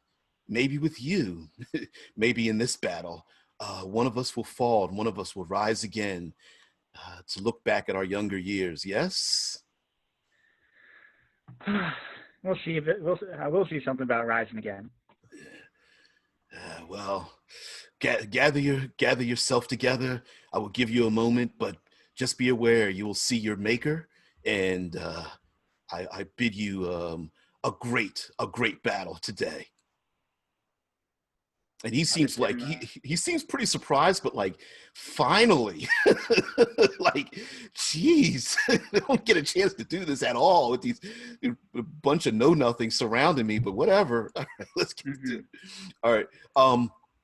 You hear behind you the moaning and the cries of these like people who've died and been revealed as the storm has pulled the dust off of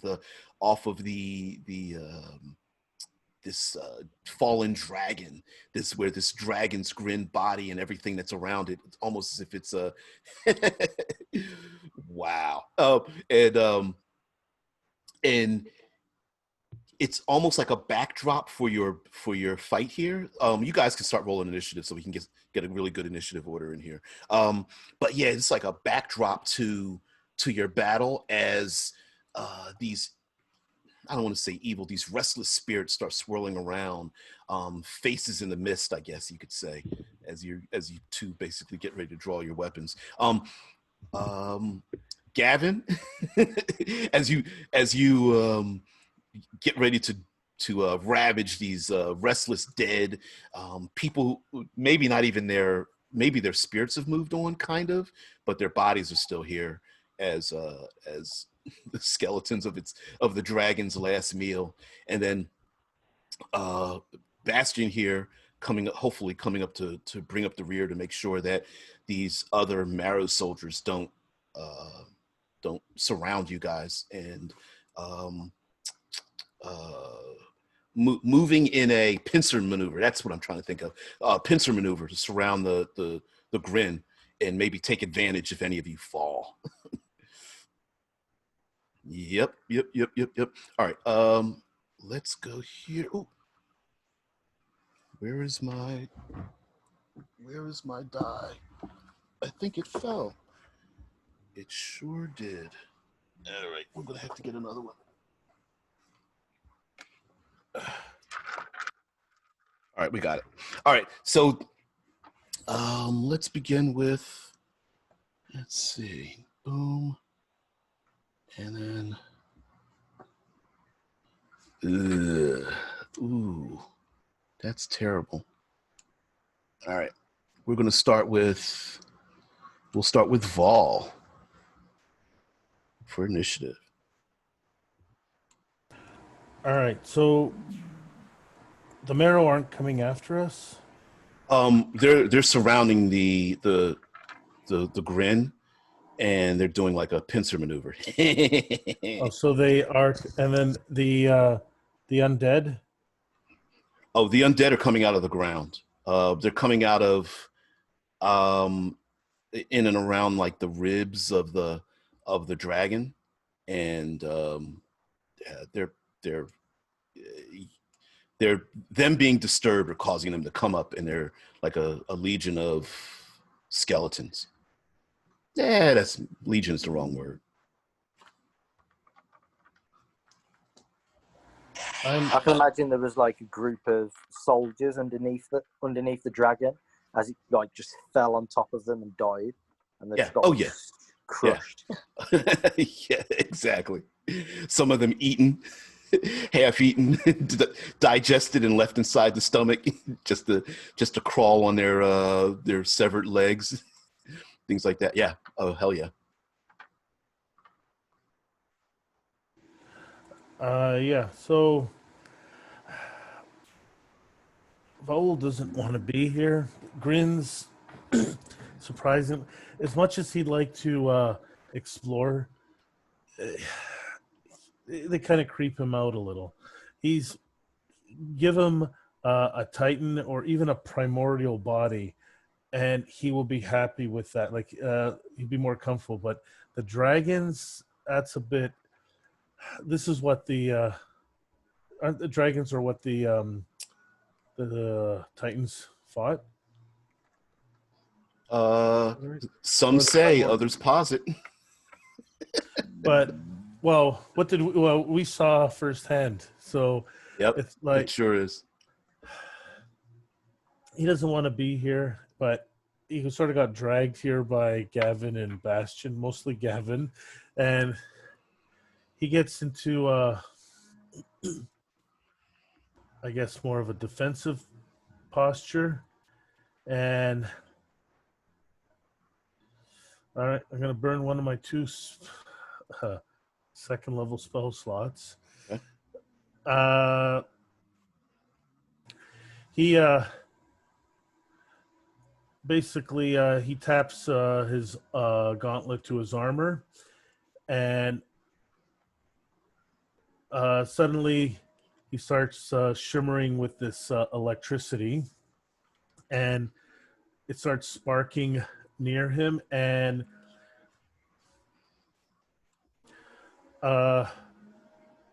he starts fading out a little, but reappearing. There are now 4 of him. Okay. Just spread out in this area there.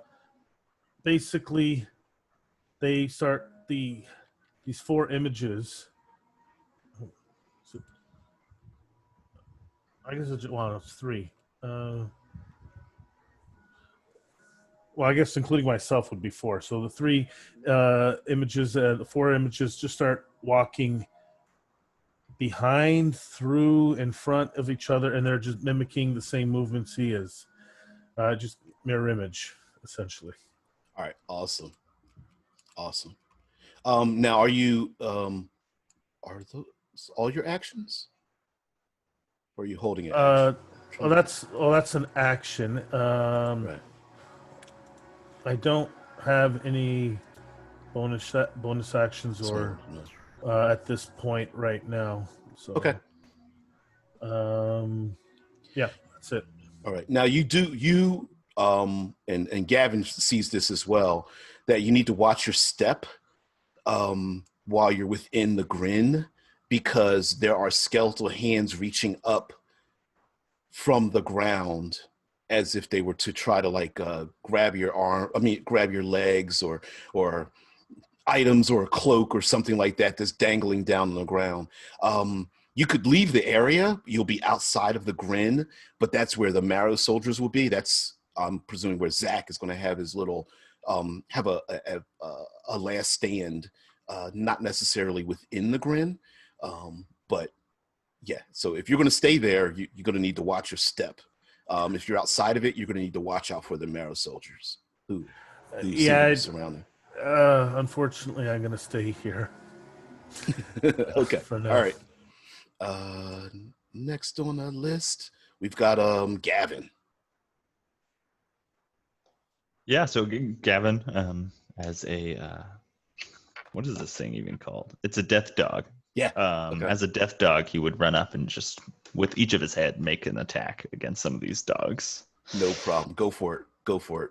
So I got the first one's a 14. Ooh, easy. Yeah. So the first one takes 6 points of piercing damage. As I just go straight for the rib cage, try and break this thing in half. You're one head on one of them, like, just easily rips into them. They're easy. They're like you're a living thing, so they're actually surrounding you. So it's actually easier for you to attack more than one of them than it would be to have to like spread them over like a battlefield or something. And you rip into the rib cage, and you like you shatter the rib cage, but its upper body is still alive. It's still moving to try to grapple at you, but you get another attack though. Yeah. Yeah, and then go for it. It's higher, so I deal another 4, so a total of 10 points of damage this round to the skeleton. Oh, okay. Your other head like rips its arm off. Go for its, and then I go for its spine. And go for it. Yeah, so the first head breaks the rib cage, which opens the way to the spine, and the dog just like kind of, the second head goes in and breaks it in half, and the top half just kind of like falls over to the ground as Gavin moves up to the next one, wherever, kind of lost in what is his first battle in a while. Yeah, you see that are like well, there used to be 10. There's like 9 that are ambulatory that are walking around with like one's got a club in his hand, one's got like a broken rusted sword. It looks like a warrior that was in the old battle that tried to take it down. You see another one doesn't have a weapon at all. It's just got it's off of its wrist is missing. It's just using like the sharpened bone as to try to stab you or something like that. You see there are 9 of them, but looking around on the ground, you actually see like skeletal head like chomping. You see an arm or 2 reaching up from the ground that's around you. Yeah, you're gonna need to watch out for that too. All right, now let's go over to this battle here with Gunther.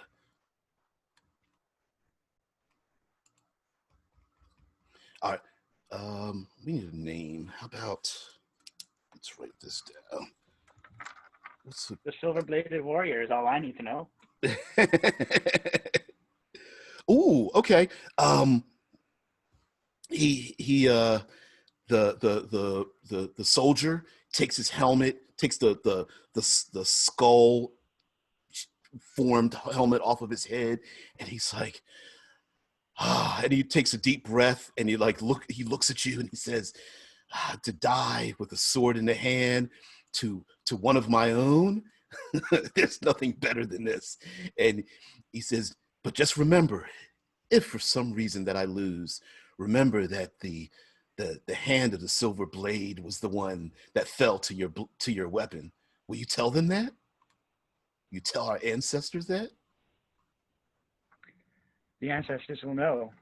The hand that held the silver blade was by mine. And he says, and I need to let you know that I'm a commander in the sovereign's army. I don't regret my choice. I still wield my blade in honor and in battle, even though some would say the sovereign's iron fist is clenching too hard. Please don't judge me on that. Don't tell the ancestors that I had to make this choice to keep our way of life alive. You understand that, don't you?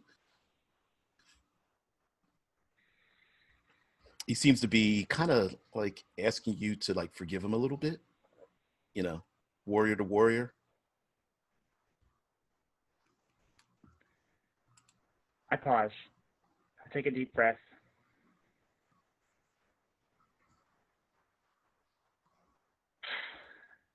I can understand. But You'll have to take that up with the ancestors yourself. All right.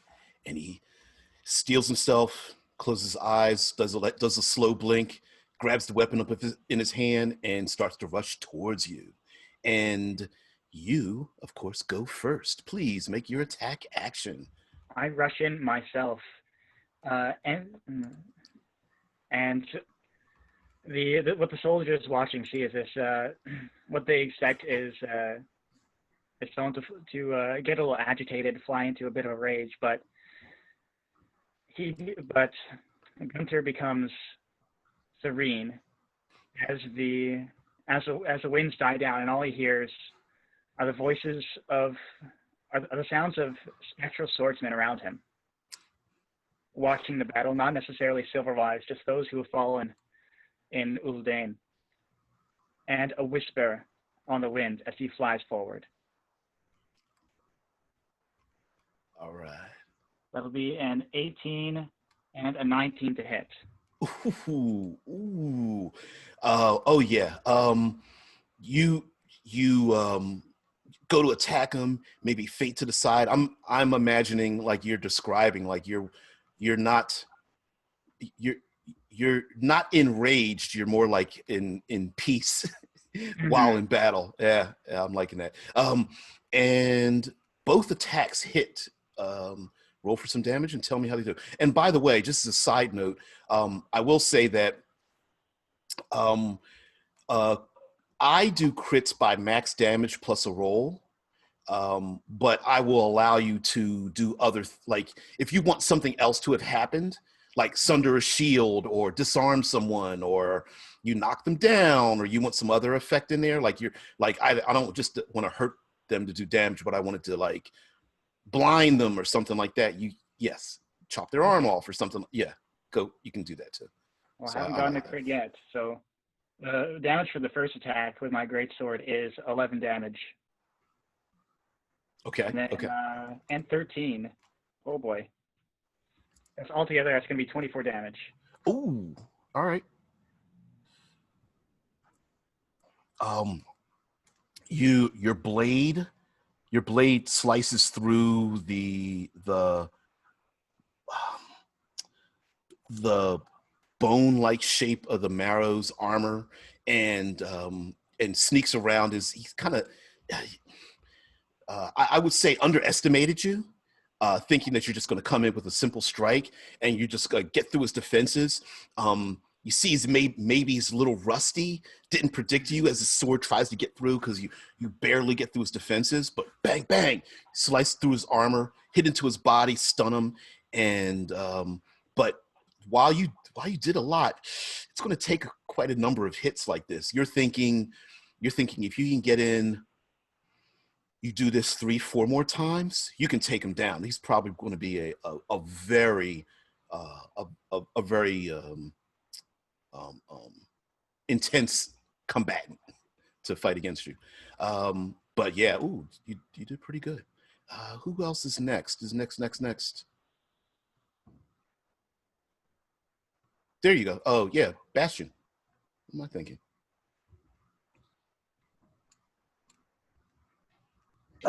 Yeah, so I was kind of in between Vol and Gav, and then seeing Gav Hellhound or whatever hound form Gav's in at this moment in time start ripping through skeletons that are surrounding him.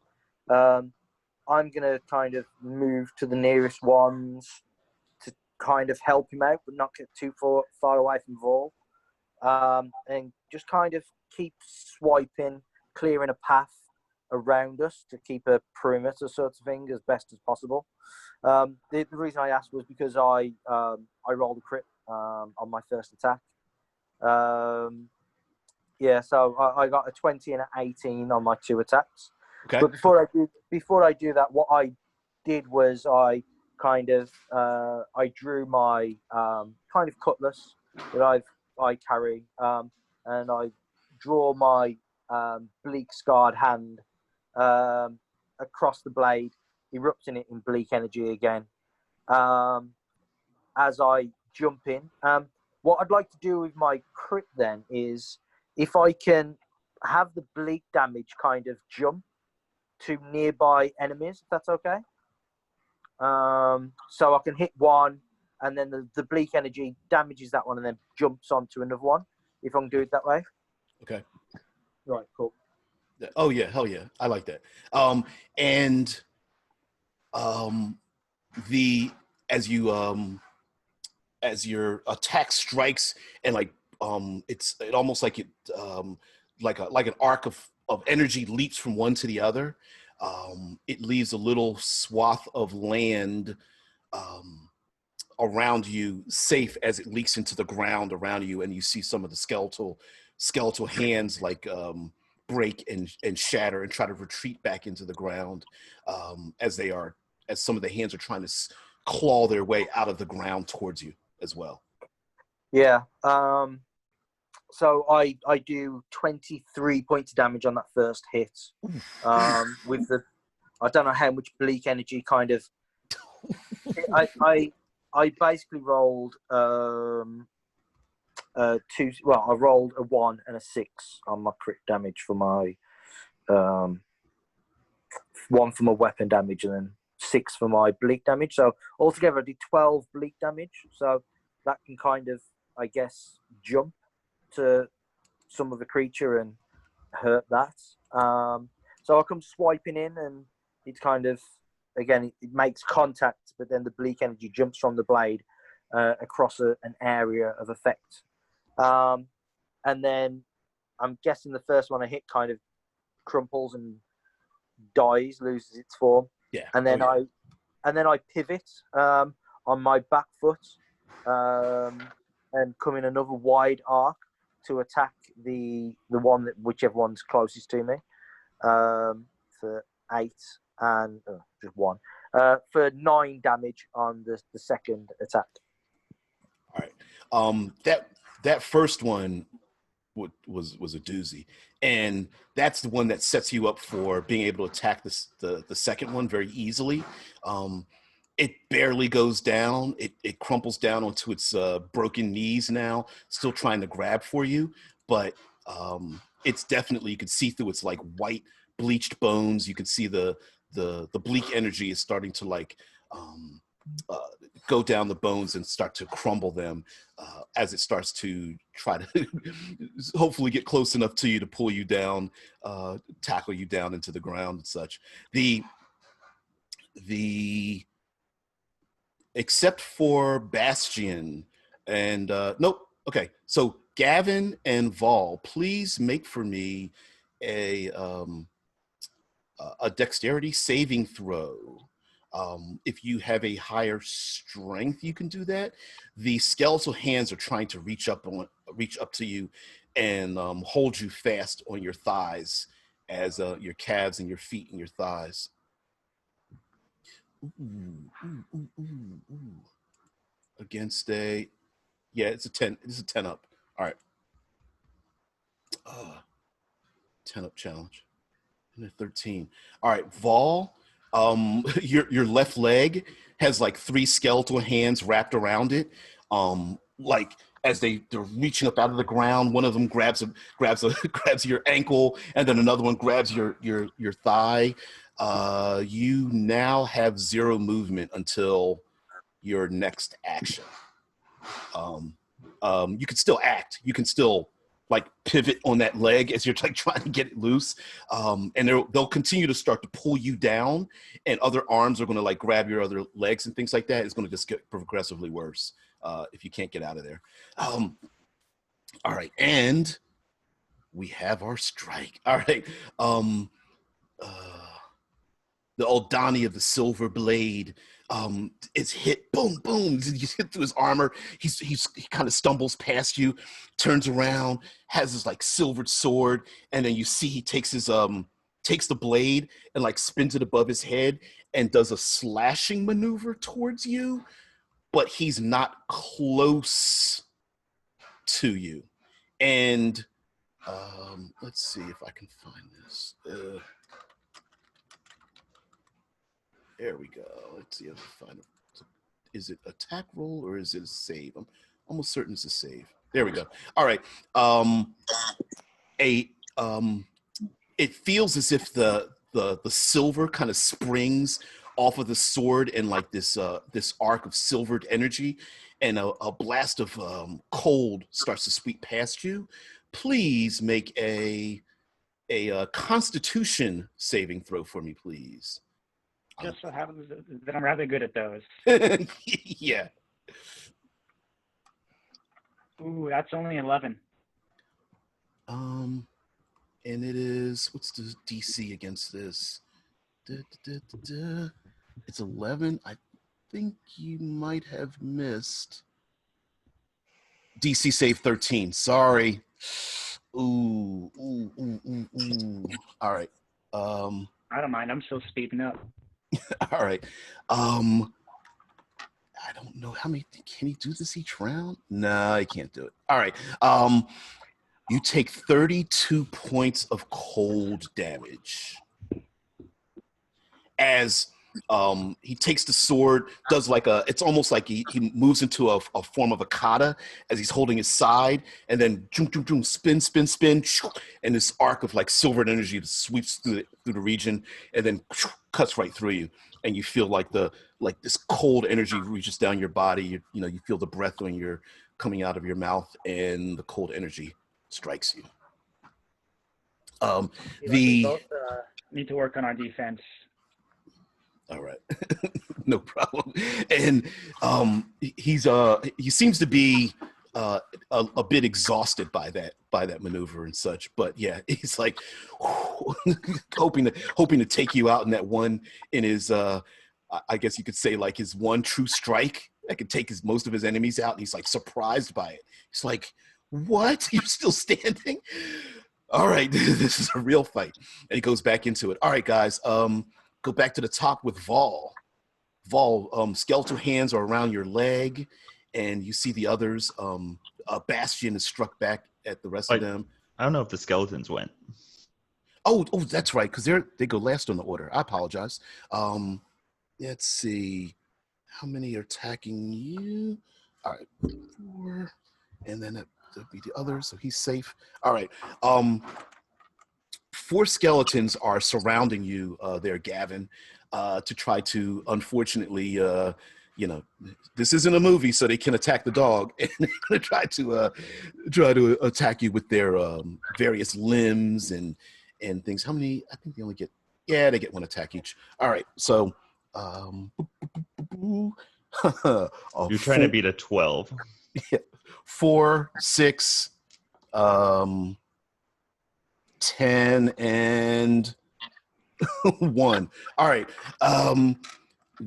They, of course, they're skeletons. They're mindless. They don't know what they're doing, but they're trying to come after you. You're quick, so they're as you you're weaving in and out of their legs and thighs and such as the skeletons are trying to go after you. Mind you, you're dodging the arms that are coming up out of the ground as well to try to hold you fast. But you're quick, and the skeletons are like try to hit you with a club or spike you with one of their broken bones. I imagine I run between their legs and they walk into each other, kind of thing. Yeah, little comedy of errors there. Mm-hmm. And cool, awesome. Let's go back to the top. Now we go back to Vol. Okay, first question. All right. The hands grabbing us, are they a target or they're not? Like, are they considered? They are a target. You can strike them. They can't. The arms are pretty easy to hit, but they're also coming out of the ground, so they're also a hazard to you. So yeah, if you want to strike them or damage them or something like that, absolutely. If you want to impede it some kind of way, I don't know what. Maybe you have something arcane to. Well, it was more. I wasn't worried about them, but if they are considered a threat in that sense, I can't shoot the other targets. I have to attack them, essentially. You don't have to. They are a target, though. I mean, it'll get progressively worse. Hell's yes. Okay. But then Vol does something. He reaches over onto the bicep area of his armor. Okay. And it's a little out of place with the rest of the armor, but it is a cog. and he winds it up, and it starts ticking. He pulls out his dagger. All right.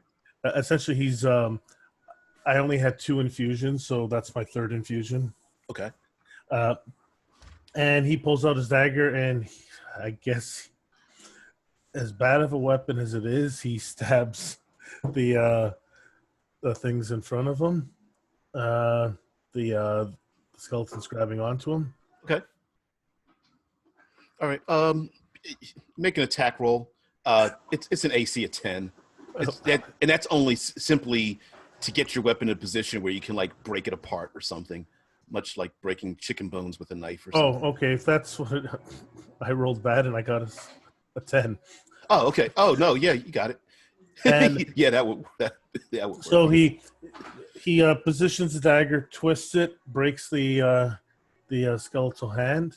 And what happened to my character? Hold on, my character just disappeared. And he pulls it out, stabs it into another one, and twists it again. He got a 13 on the second attack. Perfect. And you said there were 3 of them on him, I guess? Yeah.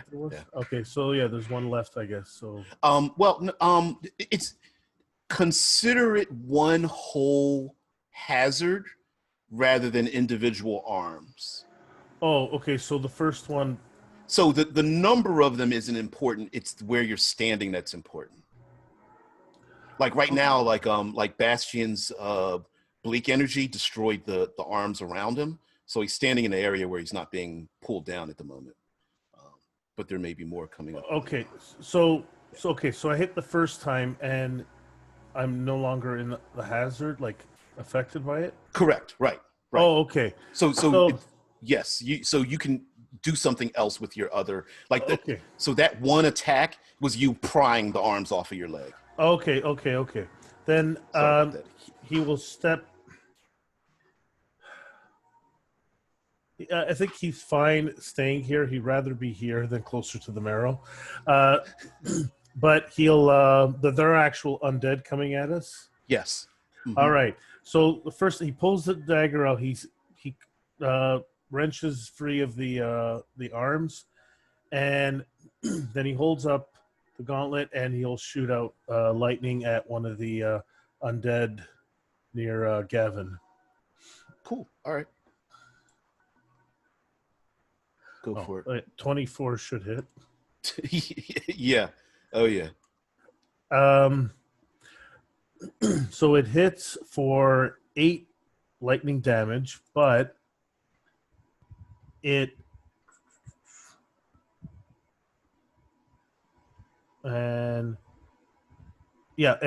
sort of arcs back on itself and does another. Hold on. 3 points of lightning damage. Awesome. Yeah, that the first blast.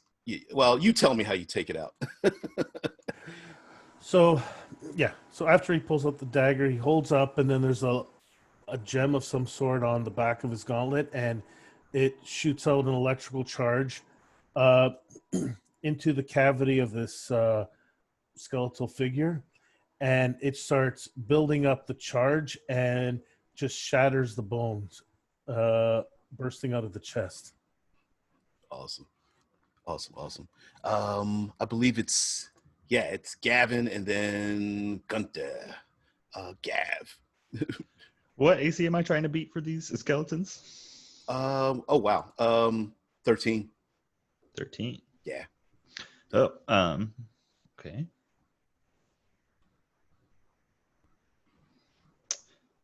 So Gavin deals from both of his attacks. He rolled real low, and he deals 6 damage. He hits both of his attacks and tries to rip one of the legs off of these things. And I don't know if 6 kills it, but no, about a little more than halfway there. Mm-hmm. Yeah. So he would be trying to like drag it to the ground so he could get to it, and he's just wrestling with this skeleton.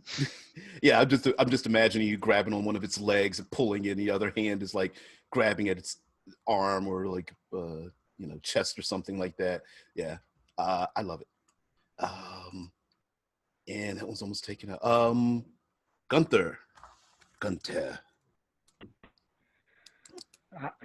I just took a heavy hit.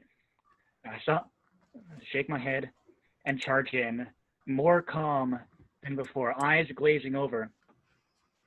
And I'll attack recklessly for all 3 of my attacks, 2 for the extra attack and 1 for a bonus action, because good old Frenzy Barbarian. Go for it. The AC is 16. Yeah. So go for it. Well, first attack's a natural 20. Ooh, the first one? First one. All right. Second attack is also a natural 20. Is there something wrong with this app? I don't know. So the third one. Attack is 25, because good old reckless attack has a roll advantage on each attack. Yep. So that's 2 crits and a 25 to hit. Okay. If you're using an app, I'm not sure if you can do this, but the crits, if you just want to do hit point damage, do max plus roll. So you could, like, if you're using an app, just roll and then add whatever your max would be to it and do that twice. If you're looking for something else to do, I'll let you do that crit instead, like the disarm, both literally and figuratively, or literally and literally, or like anything else, like a knockdown or a stun or something like that. Like if you wanted to crit that way. Okay. Yeah, I think the way this goes is first crit is going to disarm. Okay. Do you still want damage with that one, or? Oh yeah. Well, max damage. What's your max damage? Max damage and disarm. Okay. Yep. That would be 11. So are you removing his weapon or his arm? Yeah. Be clear on that. No, just losing the sword. Oh, okay. Okay. I'm sorry. What was your max damage, by the way? It's max damage plus. Yeah, including the rage damage would be 17. Okay. Wow. Wow. So sword goes flying. Second crit would be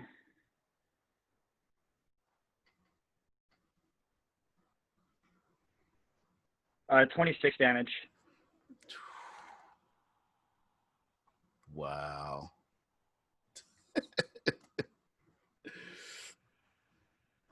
And for the final hit, Yep. is only 10 damage. I like how you put only next to that. Okay.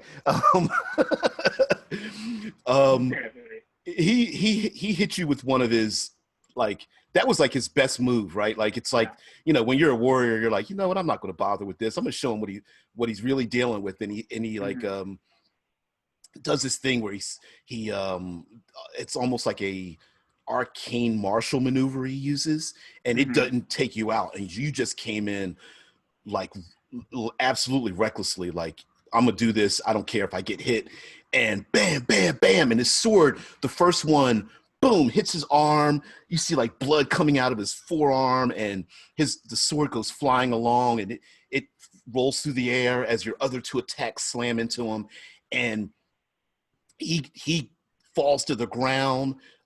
Your blade like buried in his chest. He's still alive. He's like as he's like trying to reach in on his body to try to find like another weapon on himself. And he's like, the Sovereign, save me, please. And he's like, he's getting ready to cough out the words. And he's like, I yield. And he's like, please. And he falls to the ground.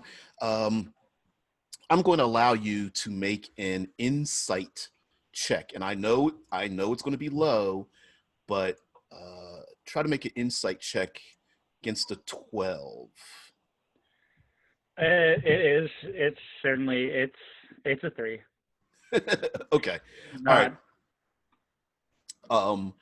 as he says, please, I yield, please, you notice that he after you struck him once, twice, three times, and his sword goes away, falls to the ground. Sword doesn't come back to his hand or anything, but you notice that the gashing wound that you left on his arm when he says, Sovereign, help me, you see it starting to knit back together a little bit, very slowly. Mm-hmm.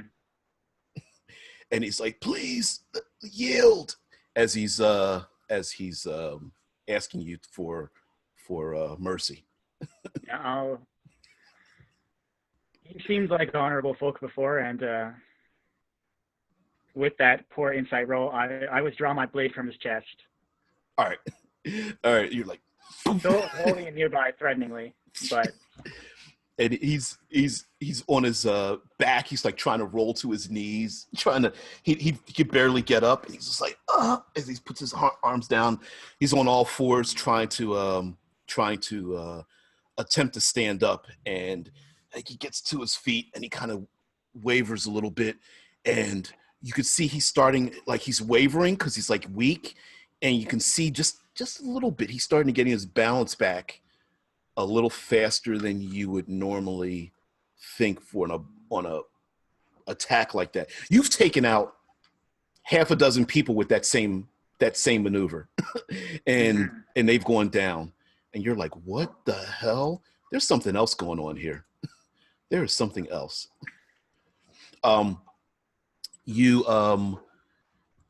Who's next? Bastion. Bastion would, after clearing his own little spot in this grin, looks around, looks at Vol, and he's trying to decide who's in the most trouble between Vol and Gab.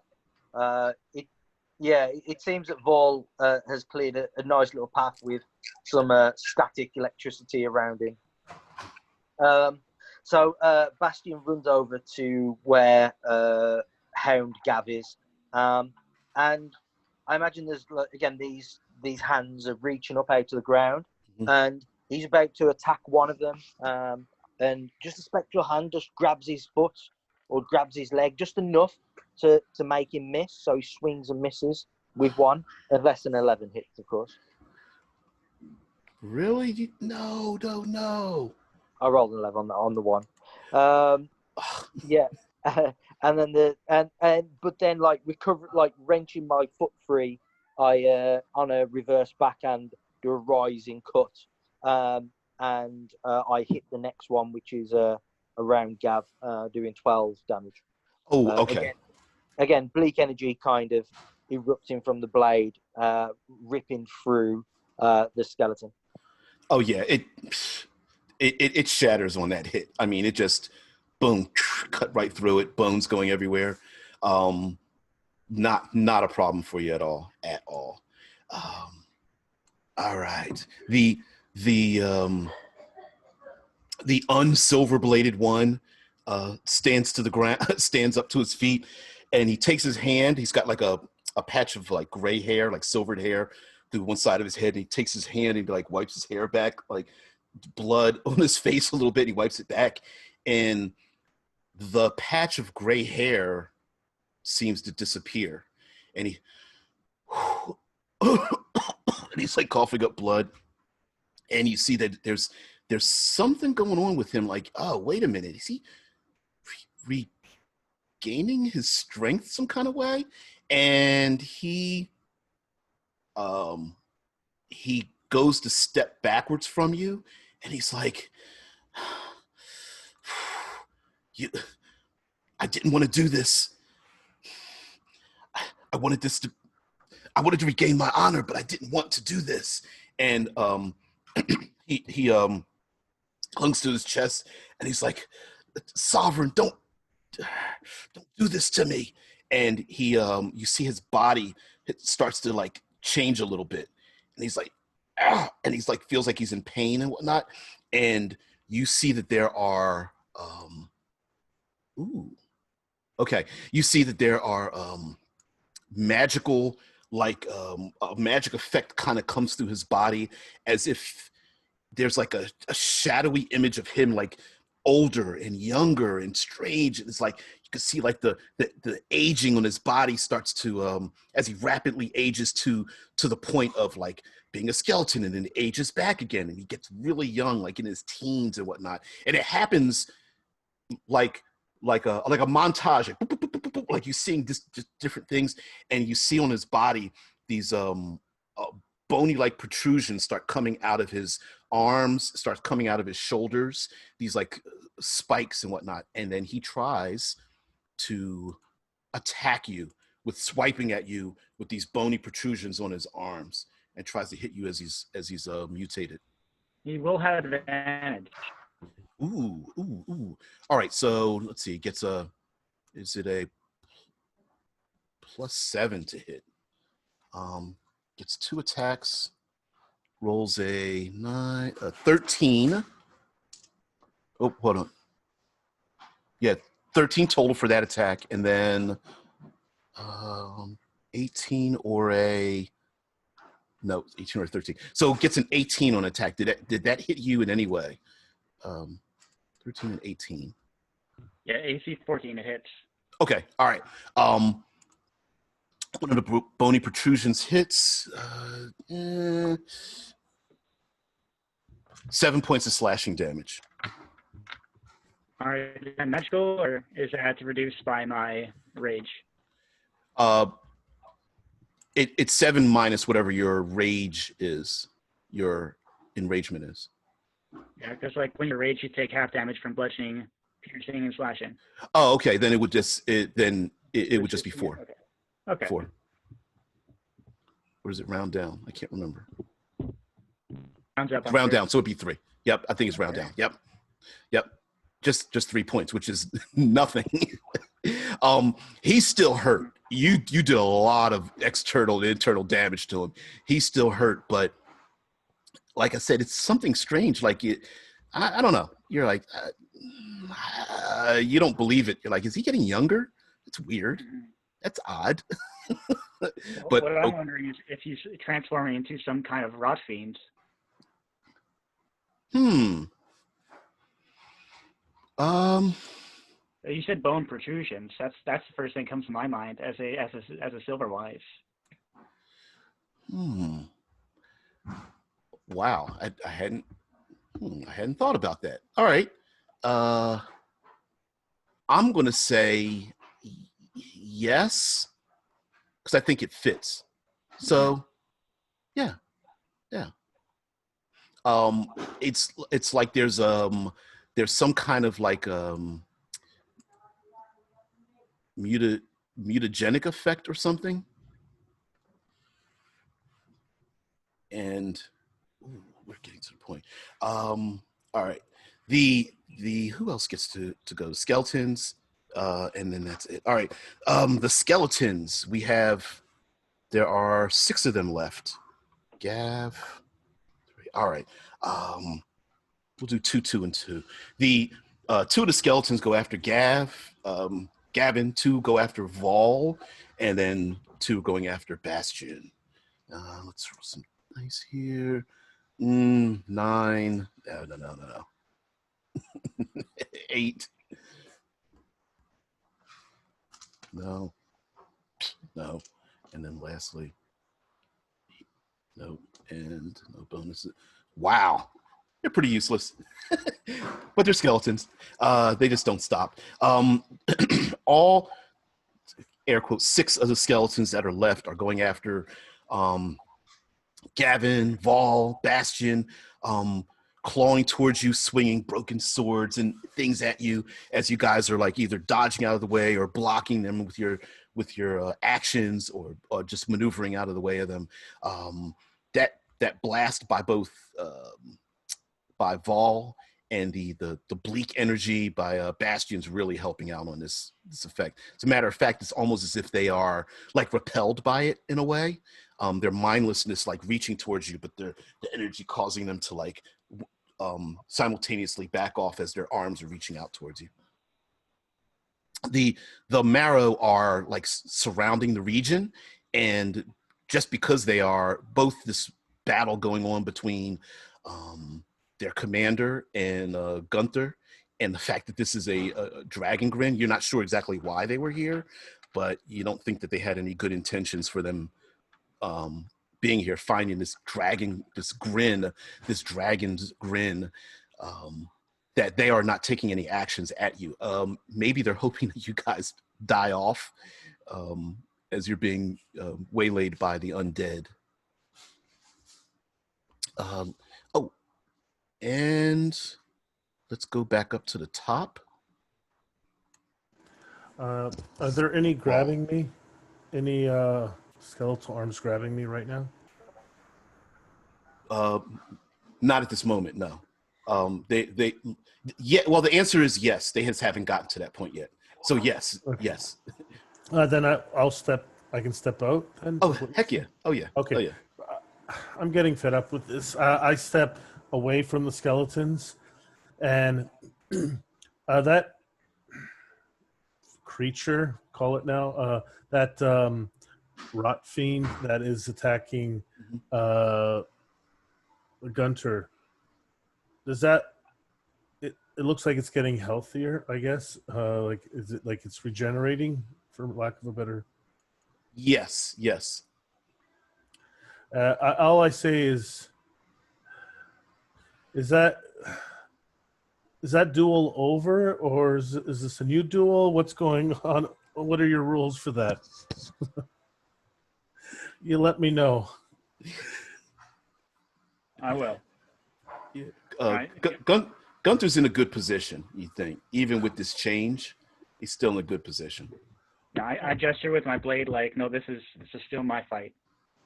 Oh, there were two undead on me, weren't there, in melee range, right? Yes. Okay, yes, absolutely. then I wouldn't have moved just yet. It's like, I don't like using this, and I'll stab them with the dagger because I don't want to hit with a ranged weapon. Okay. So I will hit now. You said the AC was 13, correct? Yes, correct. Yep. So what happens is I stab them. I stab the first one, but I am short of it, and all of a sudden that gear stops ticking, cracks, and my arm readjusts itself, and 16 hits, right? Yeah. Oh yeah. Okay. So that's clockwork amulet essentially. So my arm repositions itself, and I stab it for minimum damage of 4. Ooh. So it's, but I will stab it again, and I rolled an 8. See, I don't like using the stagger, but yeah, I missed the second one. All right. And I'll just I'll still say that, yeah, but I don't move where I'm. Actually, you know what? I will walk away. I will let them take attacks of opportunity attacks, and I walk away. All right. Okay. All right. They're going to take advantage of that. I will let them. All right. I'm just going to do it right now, just because there's just 2 of them. The one, you maybe 1 or 2 more attacks, and just to let you guys know, after this round, I would like to just cut it off at this point. I think there's going to be a big change here, but cut off at this point. Unfortunately, I do have some things I got to do, and I was hoping to keep it round 12, but whatever. So we'll do that. Let's see, 9 and 6. Nothing. So as you step back with your blade, you're like swinging your blade and such. Maybe not the best, but it still keeps them at bay as they try to scramble across the ground. Yeah, there's 4 of me just interweaving, but they didn't even hit one of my images, so it's like, that's awesome. Yeah, I just figured I got So 21 AC, the shield spell, and I got the mirror image. I think that's a bit overkill. I could fight the commander. Yeah. All right. Yeah. So all right. I walk away like they're beneath me right now, and I just No problem. All right. Next up, Gav. There's still we would just keep two- biting. Yeah, two skeletons around you. There are two skeletons around you, arms reaching up at this point, towards the end of the round. And there is still the battle going on between the dwarven warrior and his rival. I'm pretty close to you as well now. Mm-hmm.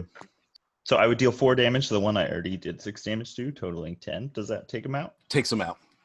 Okay, then I would hit again, and I would do 7 damage to one of the other skeletons. So yeah, I imagine my dog would just jump up on one of their chests and push him down into the ground, and as he hits the ground, he would shatter. As my dog then jumps onto the next and starts to dismantle it as well. Okay. Awesome. Got a lot of dog bones going on here. I love it. All right. Gunther. This transformative rock fiend is in front of you. Blades, bony blades extending from its elbows and its forearms. What do you do, kind sir? I think there's a slow circling that's going on at this pause in the combat. I find myself, I find like my heel touches the sword that I disarmed from him. Mm-hmm. And I decide to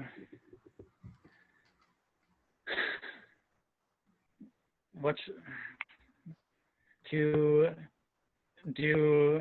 him and his sword a favor. I drop my blade. I pick up his sword. Can I call it a long sword? Yeah, long sword.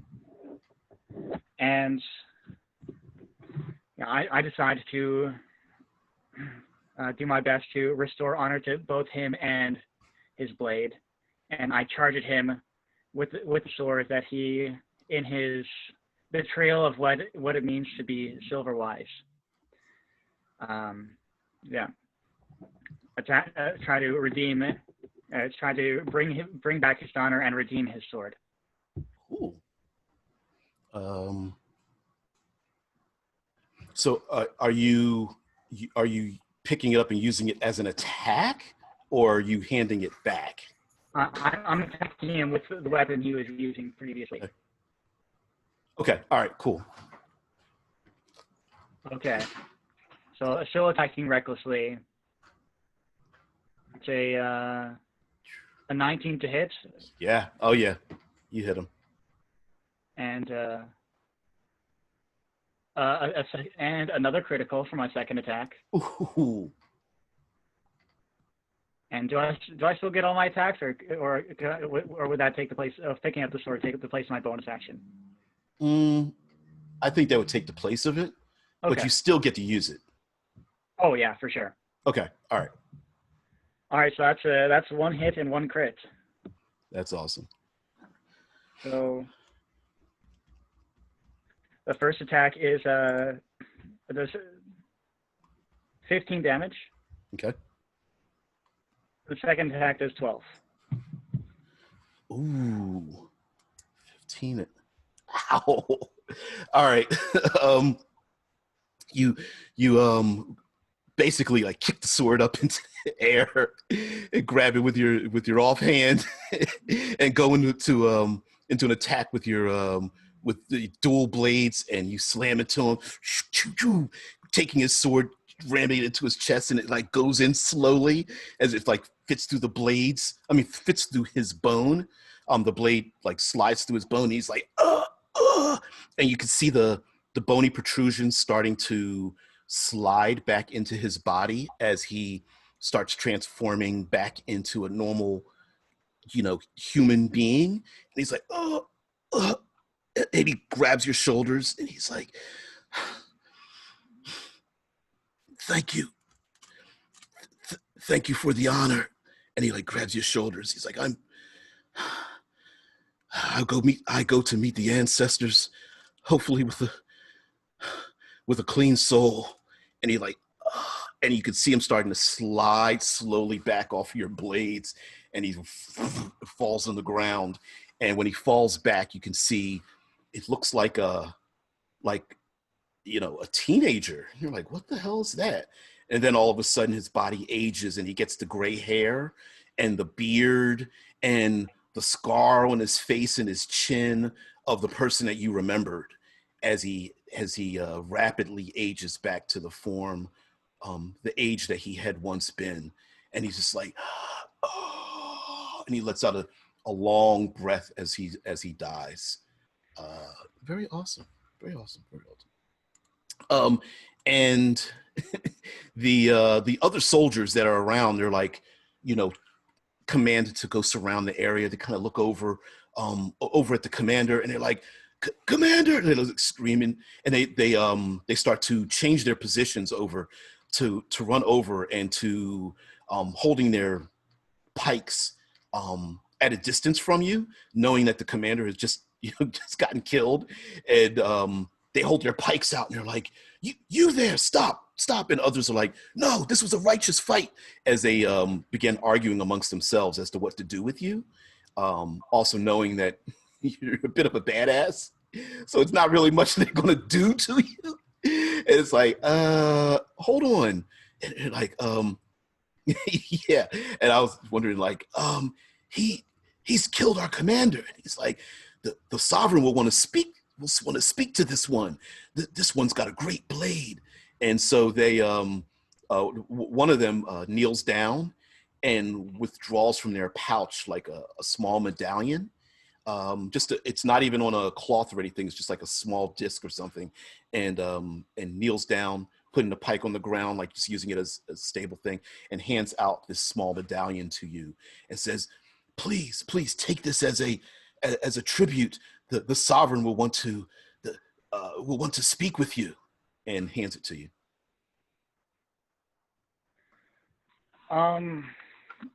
Do I recognize this amulet or anything? Yeah. It's the equivalent of like a badge, like a law enforcer's badge. It is like a citizen would not normally have one. Yeah. And you could use it to gain entry or passage, or even to be able to talk to someone in power in the Dismembered Lord's Legion's hierarchy. I look from the medallion to my fallen fellow Silverwise. I look back to the medallion with disdain.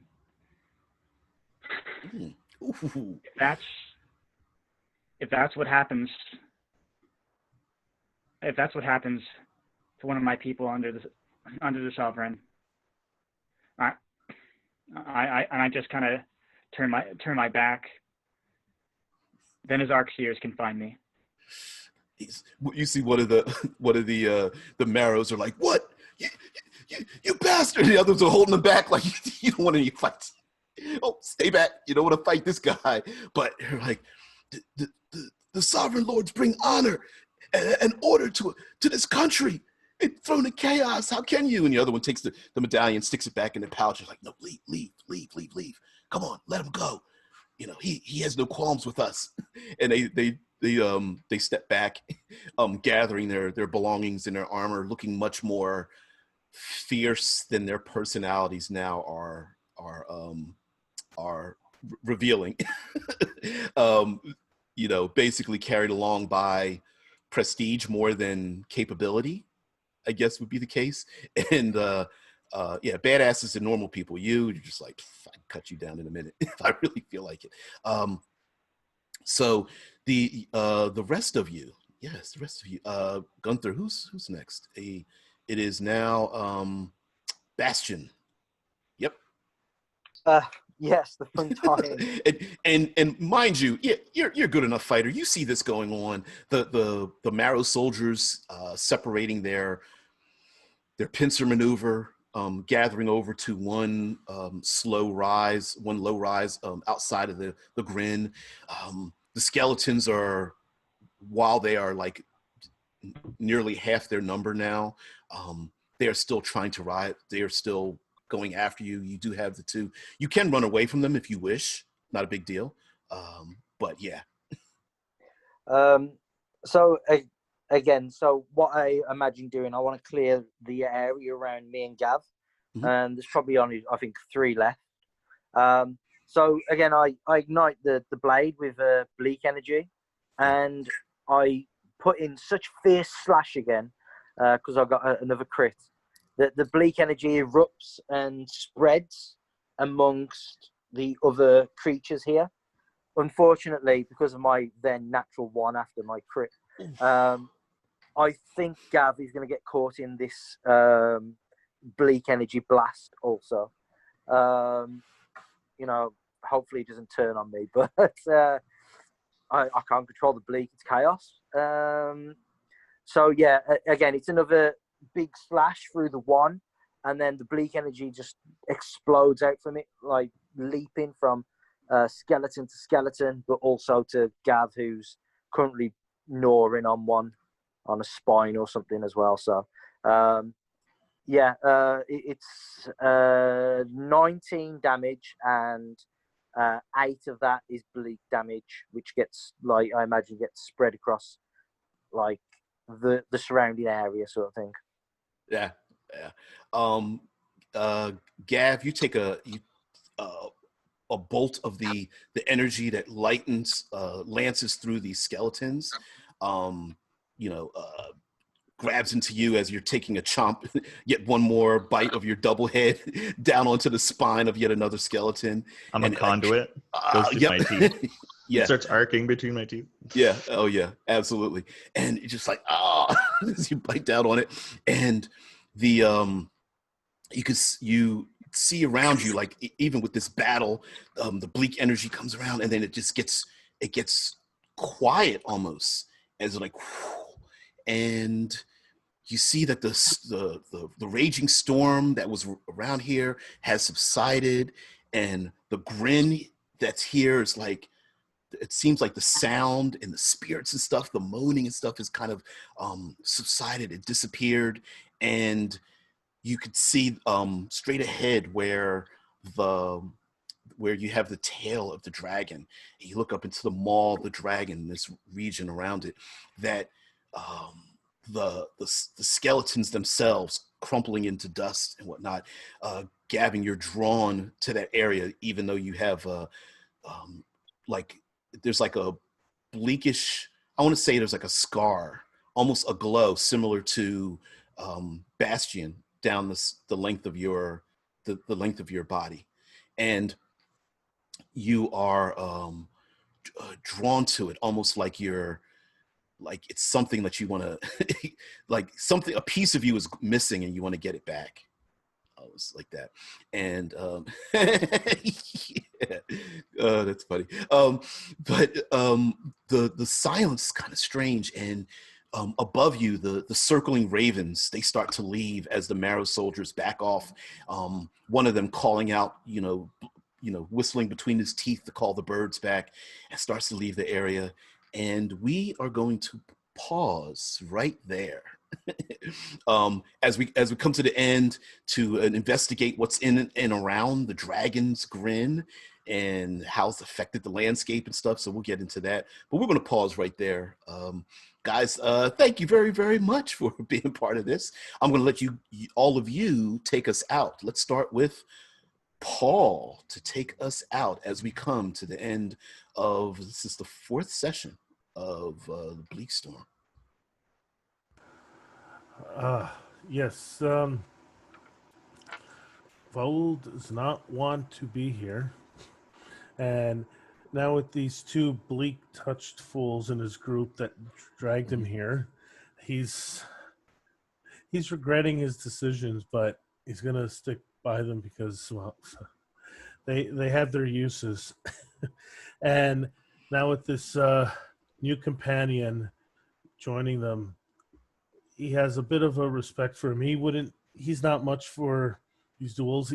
He's a little, as much as he doesn't like the Marrow, he wishes that he had kept that medallion, that amulet. That would have been useful for so many things, but for maybe getting out of trouble. But so he's like, he respects his combat prowess, but he's still a bit off, and he's like, I think I'm gonna keep quiet for now. And as I said, it's another great session, and so check out, we mentioned before, check out Absolute Tabletop, because without them we wouldn't be playing this game. Especially Tim Kearney. This is his little baby here, and I'm having fun, so thanks. No problem. Zach, tell us a little bit, take us out, tell us a little bit about yourself, and if you've got anything to promote, please do so, and go on. Hey, thanks for having me, DBJ. It was a great game. I've been looking forward to exploring Uldane for a while now. I just haven't had the opportunity. Yeah, it's nothing to promote here. Yeah, check out the, if you haven't already, for those who are watching, check out the Dragongrin supplements by Abtab. I think they were pretty awesome. And yeah, once again, DBJ, thanks for having me.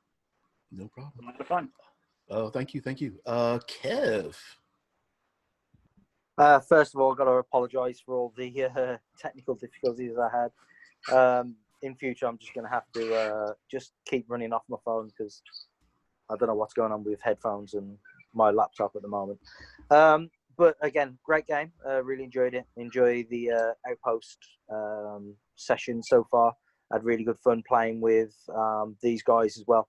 Good meeting Zach. Seeing a new character come in. Just echo what Paul said and everyone else about Abtab, the Absolute Tabletop group. Really good stuff. They have AppCon online sessions that are going to be springing up all over the place very soon. I suggest everybody check those out. Lots of Harbinger, especially with the new Harbinger playtest stuff coming out, which yeah, we are all looking forward to. Also some mecha hacks being thrown out by some players as well, which again, something else from Absolute Tabletop, which I really enjoy. Yeah, great session, really good fun here. Bastion wants no part of the Marrow or the Dismembered Lord. He knows that there's no hope in fighting these guys, and he's been there. He's been burnt before, almost had his soul crushed sort of thing, knowing that there's no hope, and the best thing to do is just keep your head down and survive, which is what he's been trying to do. And then people come along and have duels with and kill commanders. So like, yeah, so he's not super happy to be in a situation where he was surrounded by Marrow. Yeah, he's explored. I'm glad that I've got to explore kind of the dual side of his spell casting in the last couple of sessions. His natural ranger stuff, which comes from the Silverwise, but then the bleak aspect of his spell casting as well. He had fun with that today with Shatter. Yeah, so really good fun. My schedule's a little bit difficult because they've decided to let baseball start being played again in Britain. So my baseball season starts next Sunday. So I might be missing a few weeks because of that, unfortunately. So, but hopefully that leaves space for new players to come in and move the group and the story along somewhat. And I'm sure Bastion will catch up with the group at some point in the future. And Evan. Hi guys, I'm Evan. I've been playing Gavin for the last couple sessions. It's been a bunch of fun. I'm looking forward to next week. I haven't really been hopping in and out, which is, it's fun to be kind of maybe one of the solid, one of the things for other folk to rotate around. So I'm hoping to get more into Gavin's background and his curse kind of in the future. I think that'll be a bunch of fun. Looking forward to it. And, you know, thanks DBJ for hosting us. And yeah, that's all I got. No problem. All right. And of course, I'm DBJ. The channel's RPG with DBJ. I'm a writer for Critical Hit Publishing. We've just released we have two new releases. Alex, the artist and layout artist and writer for Critical Hit Publishing, writes for 7th edition Call Cthulhu, and has just released a new book on survival. We are parallel writing, so my little brainchild, the Cinematic Environs, has a new release called Wetlands, and he is parallel writing the same cinematic environs for Call of Cthulhu. So going back and basically taking it and rewriting them for another game. So kind of a strange thing to do, but we're actually having some fun. So I'm helping him and he's helping me, whatnot. We have a couple of new modules actually for Call of Cthulhu. I'm just a contributing writer on those, but we've got like a 1970s muscle car one that takes place with 70s music in Arizona or somewhere like that. We've got a 1980s pipeline one in the Arctic. We have a Carnival of Madness is coming up that takes place, I believe, in the 50s. So we're kind of doing it like decades and whatnot. And yeah, Wetlands is available in PDF. Right now, we're going to have to wait about 3 weeks or so before we get, because we need the proof back for the print on demand version. But you can find all the stuff that Critical Hit Publishing is done on Drive-Thru RPG. So that's it. And oh, by the way, I have a channel, RPG with DBJ. I go live for an hour every day, Monday through Friday. This coming Monday and all week, we're going to talk about war. And it'll just be about war and all the intricacies of it, all that kind of business. So yeah, it should be pretty interesting. That by the way, guys, thank you very much. Thank you, Zach, for popping on in. You're absolutely welcome to join in again or jump in, jump out. Like I said, this Outpost series is kind of like a West Marches where players can jump in and out. I thought it would be a personal challenge for me to try to run a game where players may pop in and out. Maybe your schedule changes. Real life happens to all of us. And I figured, why not have a space where people can still game without having to, promise to be there for 20 sessions or something, or not be able to play and then come back in and take up where they left off essentially and just join in the game. So I thought we'd do something like that. So guys, thank you very much for letting this kind of a weird experiment happen. I appreciate it. Guys, have a great one. I'll see everyone later.